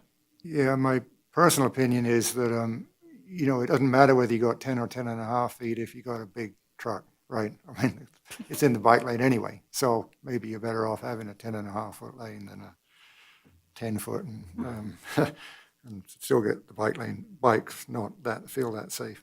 And then the ped crossing to Mills Park, I mean, that's been talked about for a long, long time, and the issue has always been safety. How do you make that safe? I mean, it's a huge distance, and I'm sure you're thinking about that, but I would just think, I don't know if you can have a median island there, or you're going to have the activated flashing lights or whatever, but it's going to be an issue. You're absolutely right. It's an issue for us, and it was a number of points of topic for a number of people that we've discussed with. So I think there's a lot of synergy in that State Street median as well. So in addition to restricting those southbound left turn movements, that would also be a pedestrian refuge, right? So we can work that into the design so that pedestrians have a shorter crossing and they have some refuge instead of crossing that huge span of roadway there. And then hopefully restricting the lanes, having some bike lanes gives them a little bit of leeway into the roadway when they're making those crossings. We're also looking at RRFBs at that particular location. I think that makes a lot of sense. But we're still kind of preliminary in that thought, but I think those kind of features would combine together to make one better crossing in that location. Yeah, thank you. We can't do an overhead where they cross over. That's actually the safest answer. We've heard that. That is our heaviest traffic flow, is it not? So I guess that our other issue that we have, that is our most conflicted, is that not our most, really one of our most conflicted intersections in the entire city, right? That's where we have the most accidents. I mean, it's just very conflicted. We have a lot of traffic running through there. Why aren't we considering the public's going to go up and over to keep them safe? It's a great question. I'll provide my own perspective. I'm certainly not an expert on pedestrian bridges. I have experienced one in Reno. We did have one in Reno where I currently live. I will say because you have to accommodate accessible routes, right, which means it's essentially sloped. What I've witnessed personally is that they're very steep, right? Even though it meets ADA standards, they're very steep. And I watch people in wheelchairs basically go up backwards and they use their feet to stop. Not everyone has that option, right? Hopefully they have a motorized version of that, but it's very difficult. So even though it's technically meeting the standards, you have to go very high. It's a lot of effort to get up there.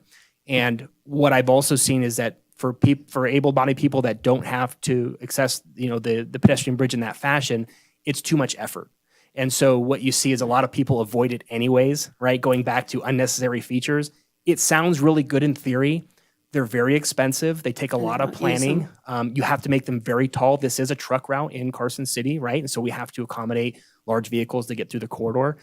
When you start factoring in all those features, it becomes astronomical in cost. And what I've seen is that the value just isn't there. People tend to avoid it because they don't want to, they'd rather wait the 20 seconds on the ground and check their phones or talk to their friends or what have you, than make the effort to going up 3 stories, walking across and coming back down. So it's not that we're not, assessing that, but the other part of that is we didn't put that in the original grant. And so I think from a financial standpoint, it'd be very difficult to include it. From a timing perspective, it would take a lot of work to include a bridge at that location. So there's just a lot of challenges.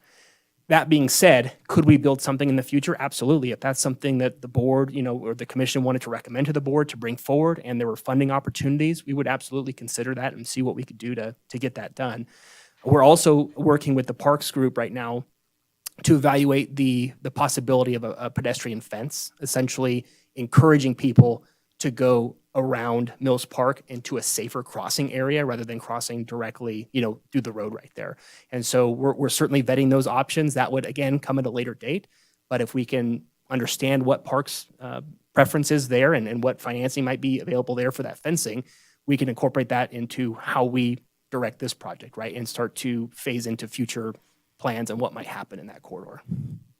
You mean fence it off so they won't jaywalk across to get into the park? Correct. So I can have Yes. because that's what we have a lot of jaywalking across there when you have major events. It's a beautiful open park, but it's a beautiful open park. Yeah, okay. Anybody else have any comments? Shooty? And Well, I then I'll go to just Dodson. appreciate,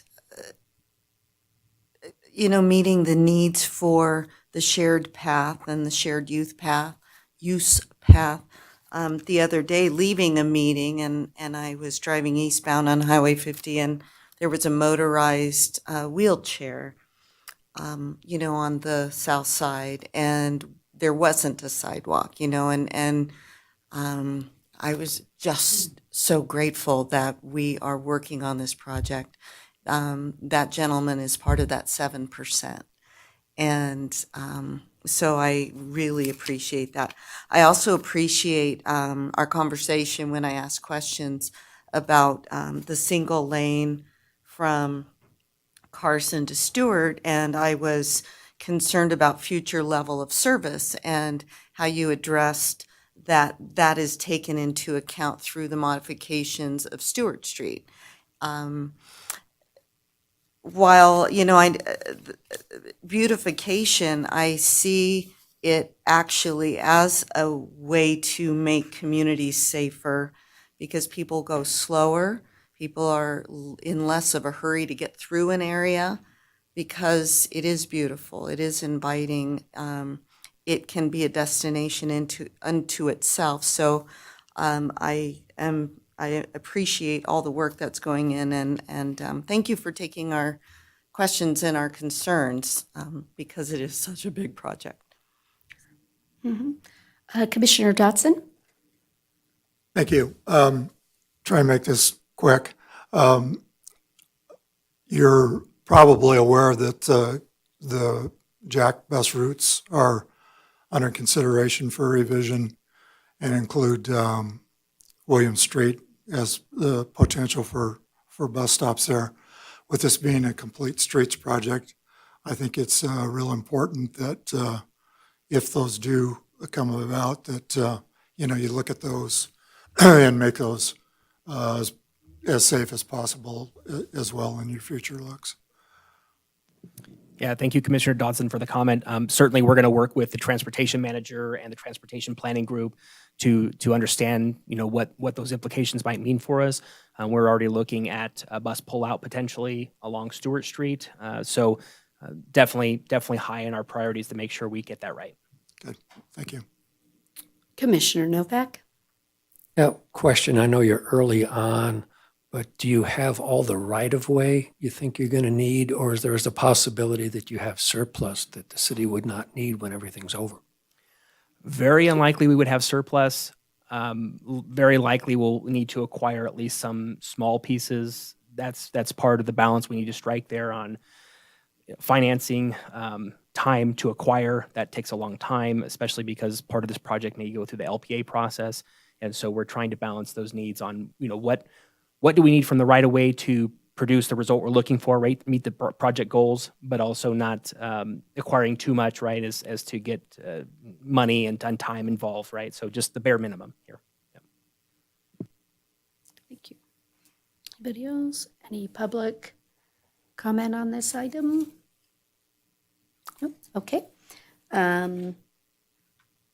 So it indicates that it's ready for a motion, which can just indicate that we recommend staff advance the design alternatives instead of as presented, as discussed, because we gave them lots of things to consider, so as discussed would be appropriate.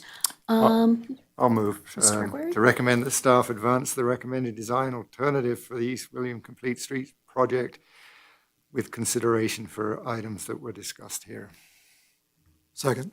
I have a motion and a second. All those in favor, please say aye. Aye. Any opposed, say no. Motion carried. Thank you so much. He's going to make a motion and leave? Is that what he means? Yeah, I get it. That's what it takes. Yeah, that's right. We see how this works. Thank you for the Okay, we're going to move on to agenda item 5B, which is discussion and possible action regarding the reestablishing and potentially increasing fares for Jump Around Carson service. Member Schutte, Commissioner Schutte, may I have a disclosure, please? You bet, thanks. NRS 281A.420 requires me to disclose conflicts of interest and abstain from voting when I have a disqualifying conflict. My nephew is Chris Martinovich, who is employed by Carson City and will be presenting this item. Chris and I are not receiving compensation of any kind directly related to this item. It will not foreseeably impair or enhance the terms of his service with the city, and we are not affected by the outcome of this item to a greater degree than any other resident of Carson City. NRS 281A.420 only requires abstention in clear cases, and the independent judgment of a reasonable person in my position would not be impacted by my familial relationship. Therefore, I do not have a disqualifying conflict and will be voting on this matter. Thank you so much. Okay, are you going to take it? Who's going to I'll start it? I'll give a little quick introduction. Alex is going to go Okay. through the meat of this presentation. Chris Martinovich, Transportation Manager. As many of you know, Jack has been operating free of fares since March of 2020 at the beginning of the COVID-19 pandemic. We've been operating through a variety of federal grants that are essentially running out of money. We've utilized the available allotment from the CARES Act as well as the American Rescue Plan Act, which have allowed Jack to operate free fares at 100% match, all federal share. As we look toward looking at different options and reestablishing fares, we were thinking about taking this opportunity to review our fare structure and our pass options. And so we thought we would bring this item to the RTC board to get some initial feedback on our recommendation on fares and fare structure so we can pursue a future public outreach process and eventual reimplementation and possible increase of fares for Jack Transit. So with that, I'm going to turn it over to Alex to give a little summary of the presentation. Thank you, Chris. Alex Cruz, Transit Coordinator. So the COVID-19 pandemic and the subsequent emergency relief funding that was made available to transit agencies meant that Jump Around Carson was able to move to temporary free fares starting in March of 2020. Jack has been utilizing the funding to keep the temporary free fares, but as 100% federal share funding was starting to dwindle, staff began to look at the need to return to fares. During this time, staff also began to evaluate whether to return to the current fare structure or evaluate the fare structure to suit today's funding availability. So Jack began operations in 2005 with the standard fare of $1. That price has not changed in the 17 years that the service has been operated. Operating as cash only, Jack consistently brought in about $97,000 a year in fare revenue. As shown on the table on packet page 80, the fare structure included a monthly pass, a 10-ride pass, and discounted fares for students and seniors. Jack Assist started at $2 per one-way trip, which is effectively double a fixed route fare, and jumped to $4 for rides that started or ended in the 3/4 of a mile to 1 mile buffer zone. Staff looked at transit agencies closest in proximity to Jack and saw that most started at $2 per trip. Jack is currently the most inexpensive transit agency within our region. Staff also looked at similarly sized transit agencies, and our fares are very similarly priced, with those fares ranging from $1 to $1.50. Jack has consistently been efficient with their operating expenses, with the table on packet page 81 showing Jack's efficiency compared to some of its peers. This efficiency has led to added funds from the FTA for being one of the small transit-intensive cities that meet their criteria. Staff had numerous discussions regarding fares, from whether to increase prices to the type of fares offered and the revenue that may be brought in. Staff has decided to recommend a two-step approach with initial increase in the standard cash fare to $1.50 for fiscal year 23 through fiscal year 25. For fiscal year 26, staff recommend an increase to $2 once some of the larger planned projects, like the transit station and the new routes, are closer to completion. Staff are weary of increasing costs to riders and want to make sure that riders see visible improvements within the transit system to show that staff are working at making the transit experience better for all riders. Staff hope that with the increase in fare and the return of riders will lead to an increase in the fare revenue to surpass the $97,000 per year average. Staff plan to provide plenty of notice to the public regarding the return to fares, along with the proposed fare increases in accordance to CAMPO's approved public participation plan and the policy on public comment process for proposed fare and service changes. Flyers at all shelters and in all buses will be used, along with formal public outreach and public meetings. Pending RTC approval, staff hope to begin the public comment period on May 21st, and then host a public meeting on June 8th before the RTC meeting. Staff are hoping for a return to fares on August 1st to coincide with the new contactless fare payment system going live. With that, I can answer any questions regarding the fares. Thank you. Does any member have any questions? Mr. McQuarrie? Since I do have to leave right now, but I am in favor of raising the fares gradually. I think when you look at, they've been the same for 17 years. I mean, it's time. I mean, it's just a reality that we have to face, and I don't think that's unreasonable. So that's my comment. Thank you. Thank you. Does any other member have a? Mr. Dotson? I was wondering about the, made mention of the potential changes in the route enhancements. And I know that also requires some public notice and participation. Just wondering about the timing of the two. If you're going to be discussing these fare increases, would it make sense to also talk about the route enhancements at that time to advocate and make more argument for the fare increases? Yeah, that's a great point. I think staff has always kind of tried to, take advantage of those public meetings. The last couple of meetings, with the William Street, we try to show up and have a little bit of information, surveys, things like that talk about like our ridership or proposed changes, things like that. So I agree. I think it would be a good chance for us to kind of discuss those routes.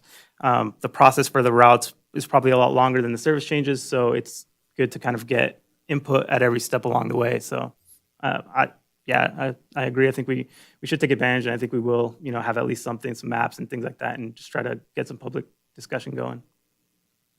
Commissioner Dotson, if I could chime in, Alex, if you don't mind, apologize. I wanted to just note that I think, as Alex mentioned, the route changes are slightly more complex. We have a little bit more work to do.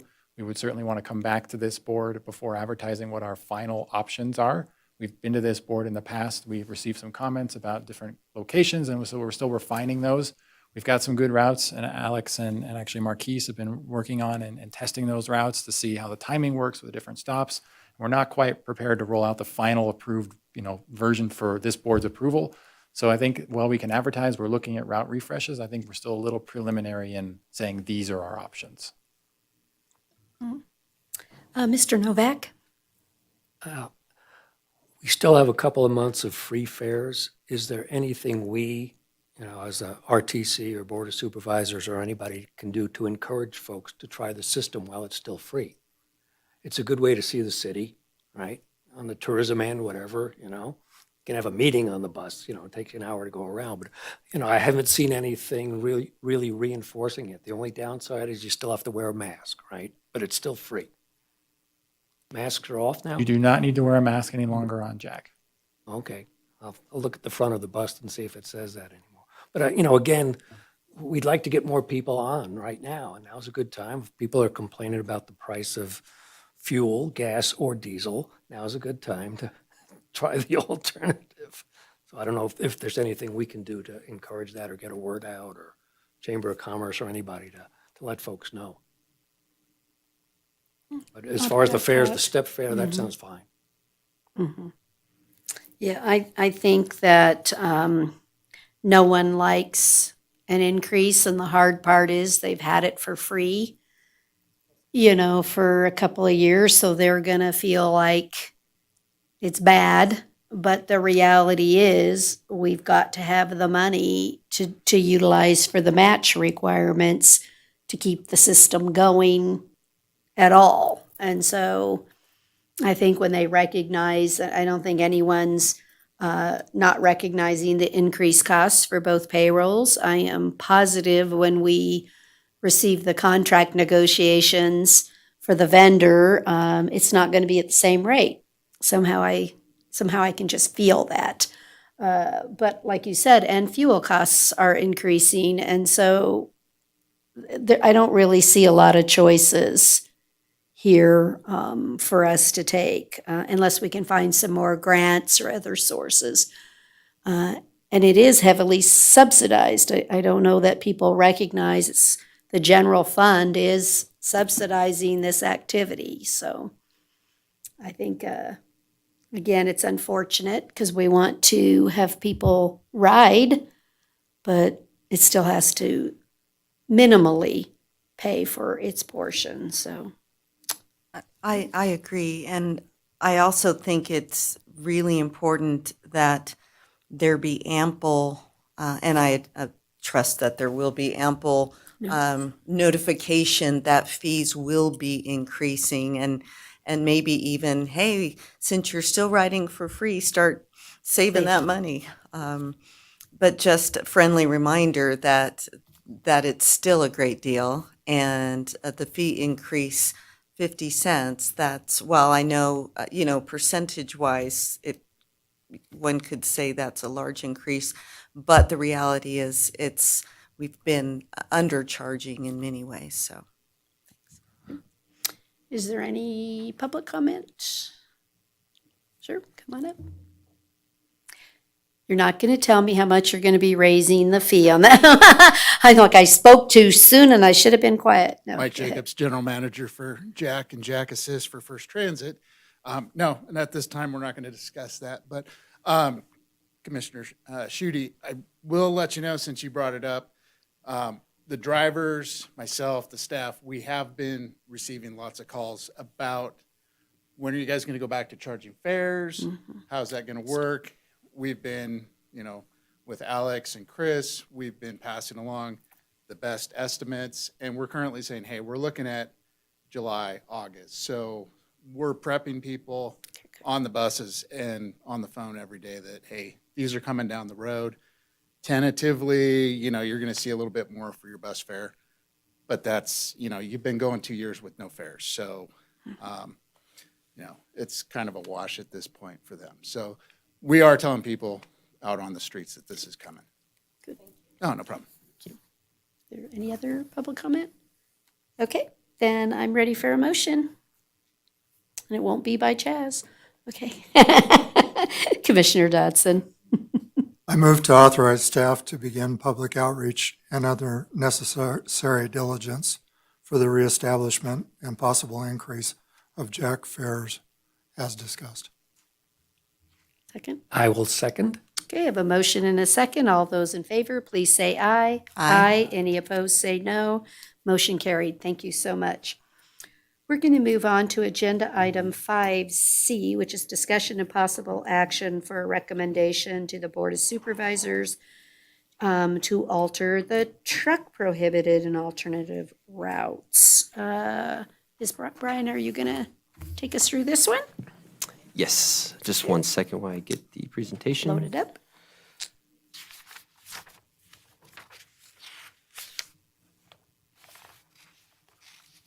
I will say, just on the record, we're long-termers on this particular board. This one's 1998, the last one was 17 years, so, you know.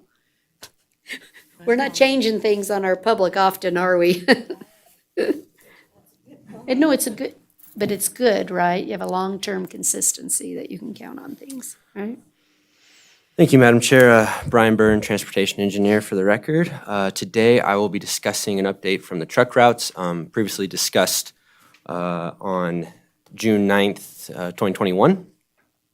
Some highlights from that meeting, what was discussed was the age of the truck route policy from 1998, how the road network has changed. We've implemented a freeway, and how technology has grown and changed, and the reality of enforcement. So during that meeting, the RTC board provided some input and comments, and some of those were to maintain no truck routes on Arrowhead Drive, Edmonds Drive, and the downtown Carson Street corridor. In addition, you requested to have some additional truck traffic data, and so kind of diving into that. On the next slide, you can see on the left-hand side, we've kind of highlighted all the no truck routes and developed some additional counts. The results came in very low across the board. I would like to emphasize the asterisk on Clearview Drive. This was the only road that was that the city deployed their own counters, and so our software includes Class 5 truck movements, so that's why you see that increase. The other streets, the consultant that did that, their software can exclude that data. So I would assume, based off of the data that we received, that they're all relatively the same in that ballpark. And you can kind of see that by how much truck traffic's on Edmonds. You know, if we're going up Clearview and there's not much traffic on Edmonds, it's kind of like, where are they going? So just wanted to highlight that Clearview includes Class 5. So overall, I just wanted to emphasize kind of the low truck volumes, or that the fact that, you know, those signs were installed were useful, right? The next slide, you can see the existing truck routes, which is highlighted on packet page 93, Exhibit 2. This was more just for your reference in case you wanted to see what was prior versus the next slide on the preferred truck routes. Page 95 of your packet. So staff went through and kind of try to highlight the preferred routes through the city. So right now, you know, GPS software kind of directs vehicles through the city, more or less kind of like what you're seeing on these green highlighted routes. That is kind of the fastest path for movement through the city now. And so we went through, in addition to roadway classifications, geometric constraints, proper zoning, commercial, industrial, kind of incorporated what future development is going to bring in, and kind of if we have any more areas of concern, and local delivery access from our preferred routes. So the purpose of these preferred routes is to get majority of the truck volume in and around the city. They would still be able to utilize local deliveries and use those local roads as they need to. These are just preferring them to use these roads because based off the characteristics that we reviewed. And then, so yeah, staff recommends that the RTC recommend the Board of Supervisors adopt a new resolution to update and remove truck prohibited routes and the associated signing to install new signing to better focus on the preferred truck routes. Note that any local delivery or pickup would still be able to drive on any street in Carson City regardless of a new resolution. With that, I'm happy to answer any questions. Can you, so the Edmonds Drive, is that just, can't see on the map, one little section? Because Edmonds, well, it's been renamed to parts of Fairview and things, right? So is that really the Edmonds is just a small segment? So you're saying maintain it as no truck? Yeah, we'll maintain that portion, that kind of southern portion of Edmonds as a no truck route. One thing I'd like to highlight about Fairview Drive is that we kind of have that in there as a redundant. It's not really going to be the preferred route for any traffic coming from the east. They're more likely going to come down to the freeway or take William Street for that nature. That Fairview alternative is more if there's an accident or they need an alternate route, or if they have a local delivery kind of in that region. So we don't expect too much traffic on Fairview. Vehicles are still going to be going down to the freeway to go south or north. Okay, so I think what I'm thinking of is Northern Nevada Correctional Center has a warehouse that they have that they then load their trucks and transport over to Warm Springs Correctional Center. So are they going to be able, what route are we going to take them through?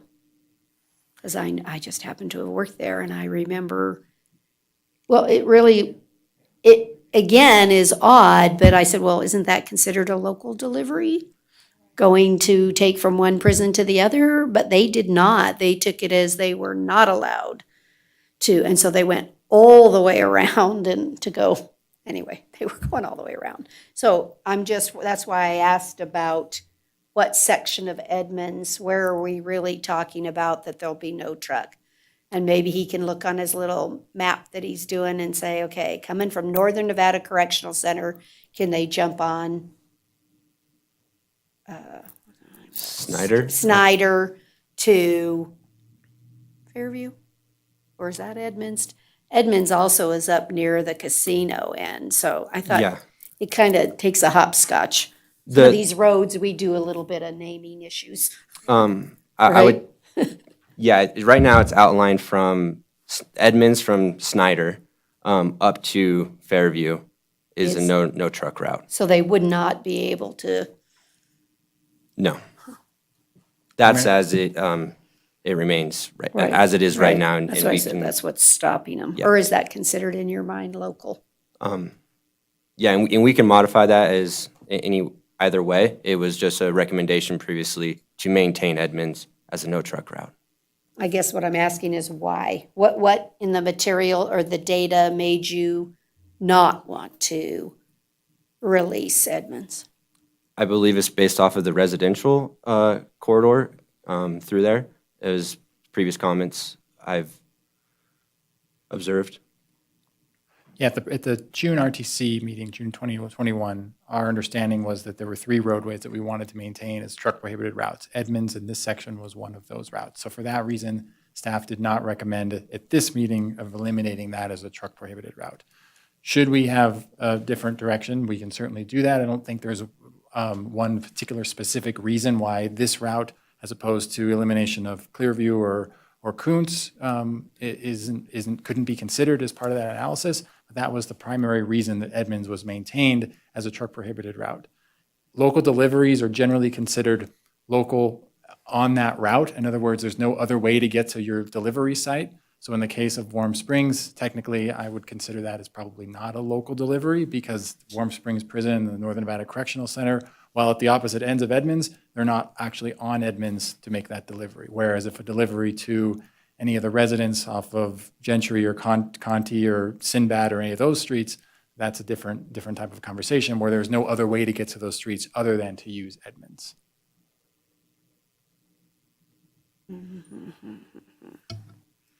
Well, I just know with the price of diesel and fuel and everything that's going on, it's quite a departure to have to go all the way around to do the delivery from one prison to another, but I leave it to some further discussion here. Commissioner Novak? Yeah, just I guess a clarification, a question, since we're discussing this. On the enforcement end, who's been talking to who? Right, so who's enforcing? Truck, is it Nevada State Police, motor carrier folks, or Carson City Sheriff, or somebody else? It is the Carson City Sheriff's Department. Okay, and have they had input to this level? at My this point? understanding through a variety of discussions over the past several years is that enforcement of these truck prohibited routes is very difficult for them to do. You essentially have to catch the truck driving on the route, and they have to essentially prove then they're not making a local delivery on that route. And it's very difficult. So I think there's generally a challenge with enforcement. Okay, that's what I thought. And also, you kind of mentioned the technology, the GPS, the Siri, whatever, that they don't always capture what you want them to. So things, things happen. But I think overall, this is a realistic approach, and it's still, if you live on a residential street, we don't want trucks going by. Right. Yeah, we have had requests from the people that live on Colorado to eliminate the truck traffic.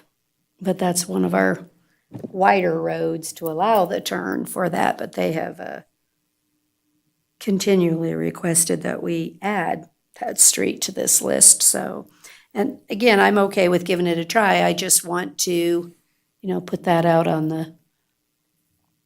there on the record that we're not letting one prison deliver to another.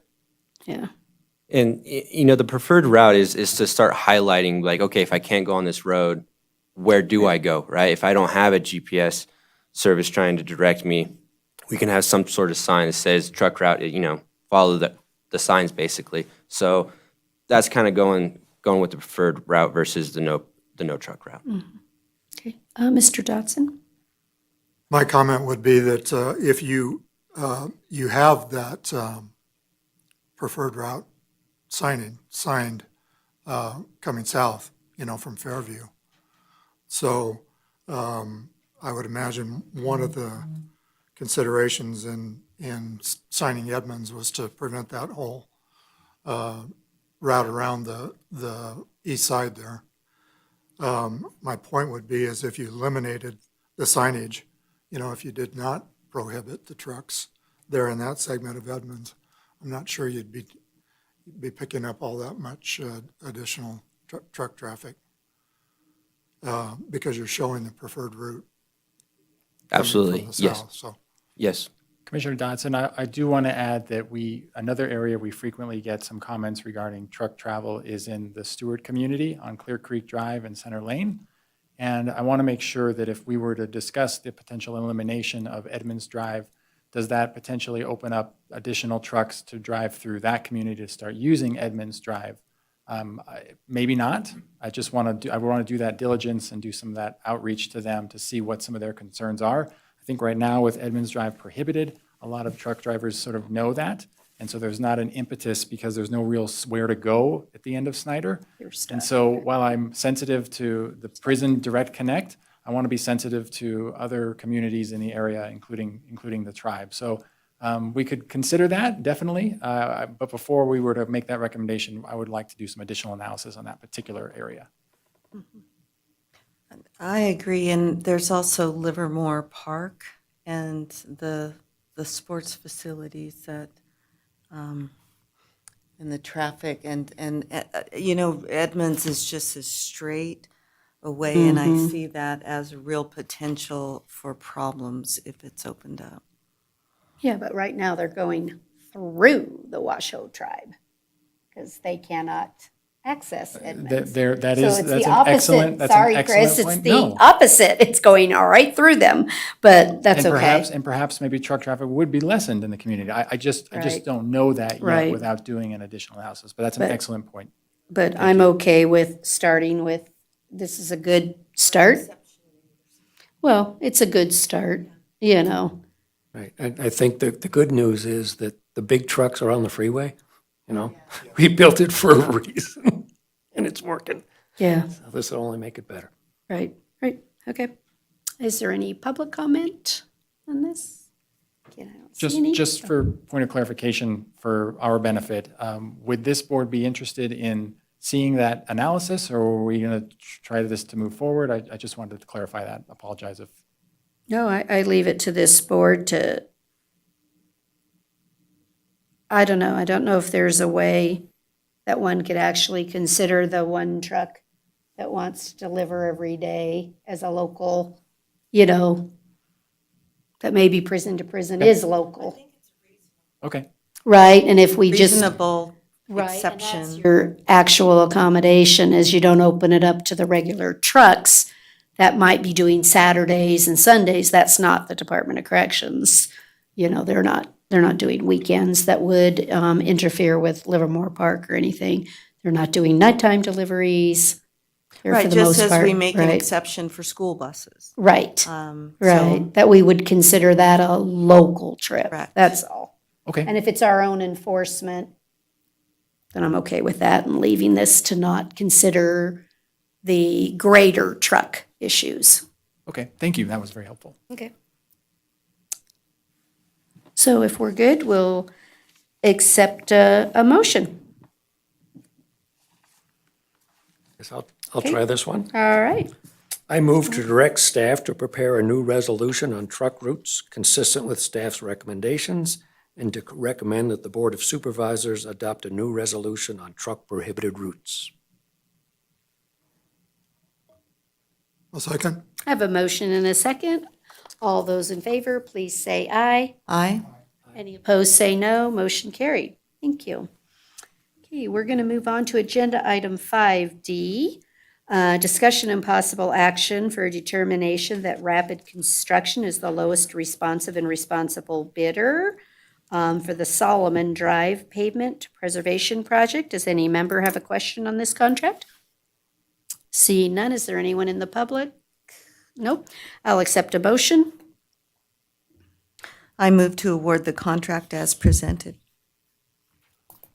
Second? I have a motion and a second. All those in favor, please say aye. Aye. Aye. Any opposed, say no. Thank you. Motion carried. We're now on item 5E, which is the determination for Sierra Nevada Construction as the lowest responsive and responsible bidder on the Silver Sage Drive Pavement Project. Does any member have a question? Seeing none, is there anyone in the public with a question? Seeing none, I'll accept a motion. I move to award the contract as presented. Second? I have a motion and a second for approval. All those in favor, please say aye. Aye. Any opposed, say no. Motion carried unanimously.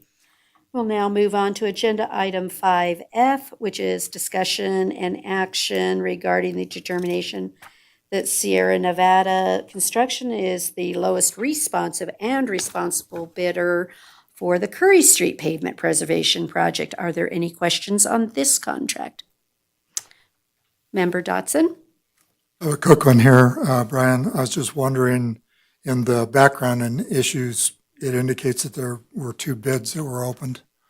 But in the last page of the summary, there's only prices for one of the contractors. Now, I always like to look and compare prices between the two when it's available. Was the other bid thrown out? Do you know? I believe there was only one bid for this project. I do not recall there being 2. Oh, okay, so it does indicate that there were 2. Okay, sorry about that. All right. Any further questions?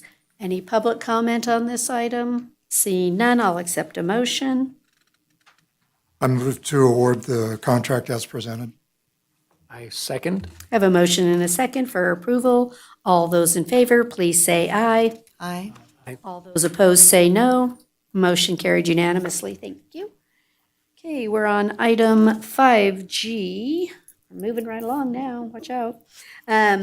Discussion and possible action regarding a determination that A&K Earth Movers is the lowest responsive and responsible bidder for the project on 5th Street and Carson River Road. Does any member have a question? Member Schutte? I just have a quick question regarding the pathway, the addition of the pathway. Is that on the west side of Riverview Road to the parking area for the park? Yes, the I believe. trailhead? Yes, I Okay, believe so. I just wanted to confirm that. Yeah. Thanks. Further questions? Any public comment on this item? Seeing none, I'll accept a motion. I move to award the contract as presented. I second. I have a motion and a second for approval. All those in favor, please say aye. Aye. Any opposed, say no. Motion carried unanimously. Thank you. We're now on agenda item number 6, the Transportation Service Managers Service. You got a longer title. Title. The Transportation Managers Report, please. Thank you, Madam Chair. A couple of items to note. Next month, as was mentioned on item 5B, Jack Fairs will be bringing sort of a public comment period. There won't be any formal action at that particular item, but it's an opportunity to provide an update on what we're doing for fairs, provide an opportunity for the public to make comments on fairs. It's all part of that public outreach process related to potential increase of the Jack Fair. So I just wanted to bring that to the attention of the board. We'll be having a public meeting, ideally that same day, probably right here in the hallway, so that it's all coordinated and connected together. We're also working on next month to bring forward a potential grant opportunity. The Federal Infrastructure Investment and Jobs Act, or the Bipartisan Infrastructure Law, pick your name, has a number of new grant opportunities. Staff have done extensive research on those different grants. We've got a matrix together, and we think there'll be a grant coming out here in the next few weeks called Safe Roads for All, or Safe Streets for All. We think our potential projects listed in our Carson City Safe Routes to School Master Plan could be very highly competitive for some of this grant opportunity coming from the federal government. So we're looking into that, anticipate that being released, like I said, probably late in May. So looking for coming to the RTC for that application process. And lastly, we're also likely going to bring next month a presentation to this board as an update to our city right-of-way mapping process. As many of you know, in the past, we've hired a consultant to map and document all of the city right-of-way. These are our streets and our roads. And so we can have a much more better process of identifying and tracking and understanding our right-of-way and who owns what and their easements and their ownership. And so we can move forward more efficiently with our projects and have all a database in our GIS asset management system. So wanted to give an update on that. It's probably been a couple of years since this board has seen that item. But with that, I'm happy to take any other questions. Thank you. Any questions? Okay. Item 6B, our street operations activity report. Yes, so the street operations report is included in the packet page 335. We've done a lot of crack sealing as the weather's warmed up, so we've been able to get out there. I know they're continuing to do that on a weekly basis. Doing a lot of flat work and sidewalk work across the city. I know just recently, it won't show up in this report, but we've done some work on Bath Street by Fritch Elementary School for some ADA compliance and a variety of other things, route mitigations and things like that across the city as well. So they've been busy, they've been out there. They do a really good job keeping up with a lot of the day-to-day maintenance of our city streets.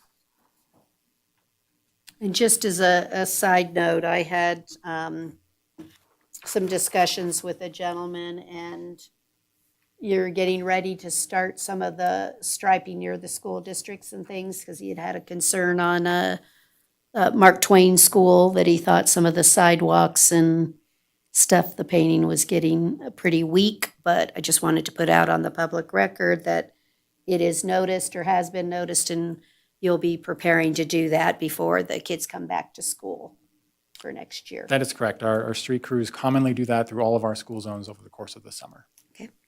I just wanted to put it out on the record for Oscar, if he's listening. We heard you, Oscar. Okay. And then we'll move on to agenda item 6C to go over the report. Brian? Yes, thank you, Madam Chair. Brian Byrne, Transportation Engineer. I'll be giving an update on the project status report. First, we have the freeway multi-use path to Edmond Sports Complex. Unfortunately, there's no new update here. It is still with BLM property to review the easement needed for the project to continue. We have notified them and asked that, just checking in, and we're in line. We're in queue to keep that ball moving forward. Kings Canyon Trailhead improvements. Construction is nearly complete, and all the trailhead improvements have been installed and striping was completed. The final punch list work remains. Who's Brian? paying that bill? Is Central Federal Lands paying it? And that's why it's so low, that we've only spent $205,000? That is correct. Our 5% They're paying the match is actual only, bill? yeah, they And pay we the bill. provide them the match? And then we pay them the match. Right. Yep. Okay. little bit different. Yeah. And on that one on Kings Canyon, I thought I saw there's a dedication ceremony coming up. Is that what I saw, June 4th or something?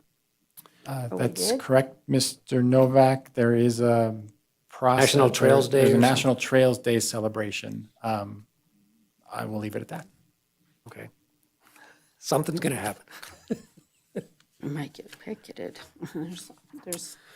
May I ask, are the residents in the area happier? The residents in the area several residents have said this is a good solution. Several residents still express some concerns. But I think overall, as it starts to get used a little bit and we start to see how it's going to be used, I think overall they're seeing the benefit of not having people park in front of their driveways. Okay, well, I'm hopeful, because we certainly went into that project with the thought that we would make it better.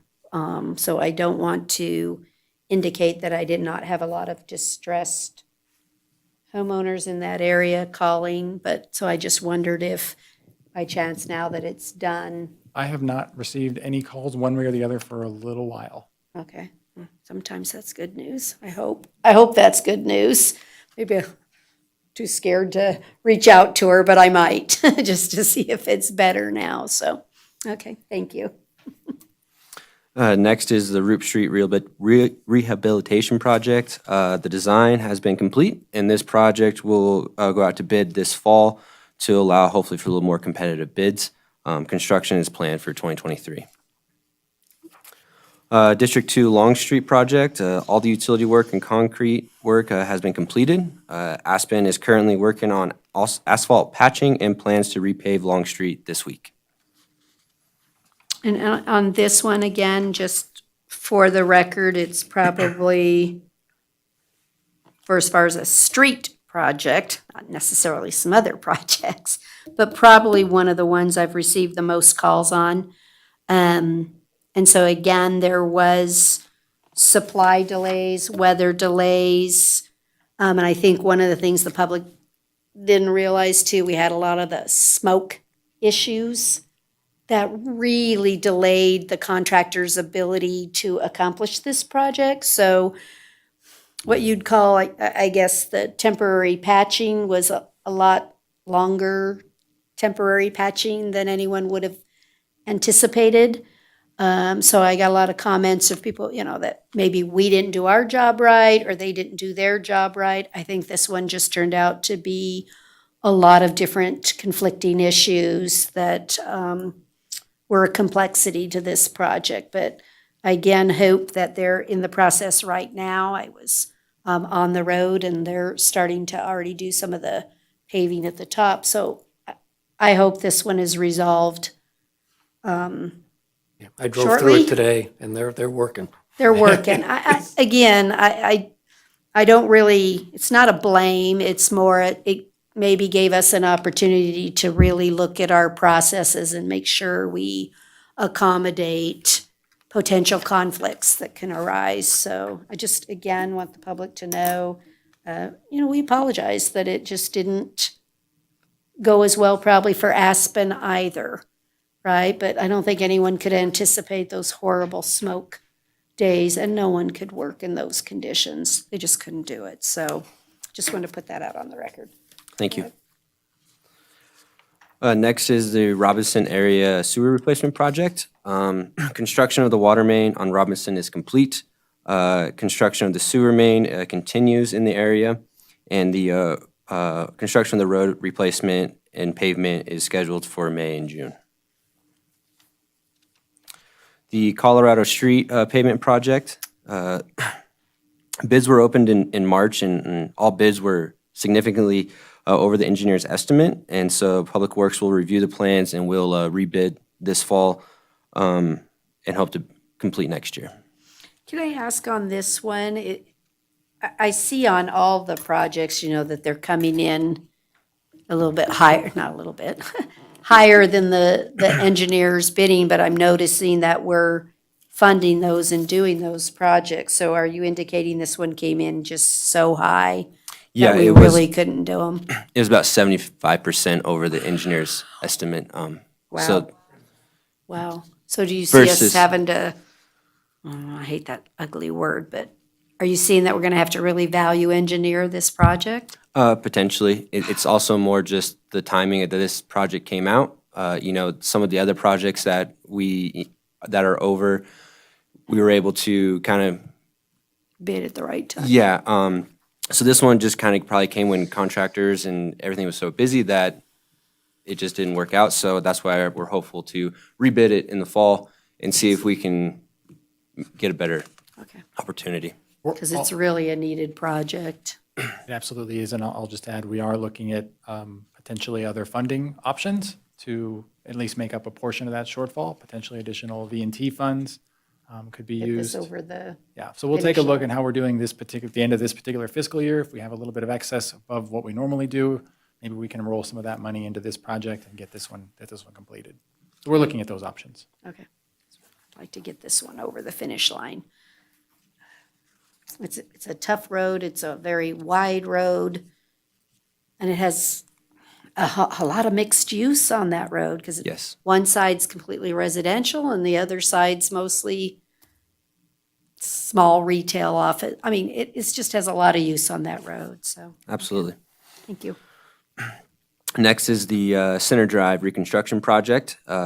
Construction by Herback Engineering is underway. They began in April. The sewer work is complete and is supposed to be completed in the next week or two, and then the construction of the full project is planned for June. School zones, all punch list work has been completed and retention will be released. The project will be removed from this summary going forward. The Fifth Street reconstruction project, as we discussed earlier, the right turn lane was awarded, and we will continue on the design of the roundabout and the rest of the corridor. The next is Curry Street. We discussed that earlier for construction, along with Solomon Road pavement preservation and Silver Sage Drive pavement preservation. Any questions regarding that? East William Street, Complete Street, we had a great presentation earlier regarding the feasibility study. Any additional questions I can answer? A new project is the DMV multi-use path. This project is to construct a new paved multi-use path south of the DMV or by Governor's Field and connect over to South Carson Street. In addition, it will also repave 7 miles of existing citywide multi-use paths. So we are just begun, this project is currently conducting survey and we'll go into design shortly after. Brian, on that one, the path crosses Roop Street there, right around Governor's Field. Yes. So that's pedestrians and you'll probably get some type of flashing lights or something, but you're just starting design on that. Yeah, we'll definitely consider and look into that. Thank you. And the last project is the new Appian Way traffic signal. This project was just contracted and is also beginning survey and design. So this is going to be the new traffic signal at the intersection of South Carson Street and Appian Way. And with that, I can answer any questions. Nope. Okay, thank you. Thank you. Does anyone have anything to share? Nope. We're shared out. Okay. Is there any final public comment? No? All right, with that, we are adjourned. Thank you all so very much for a good meeting, and have a good night.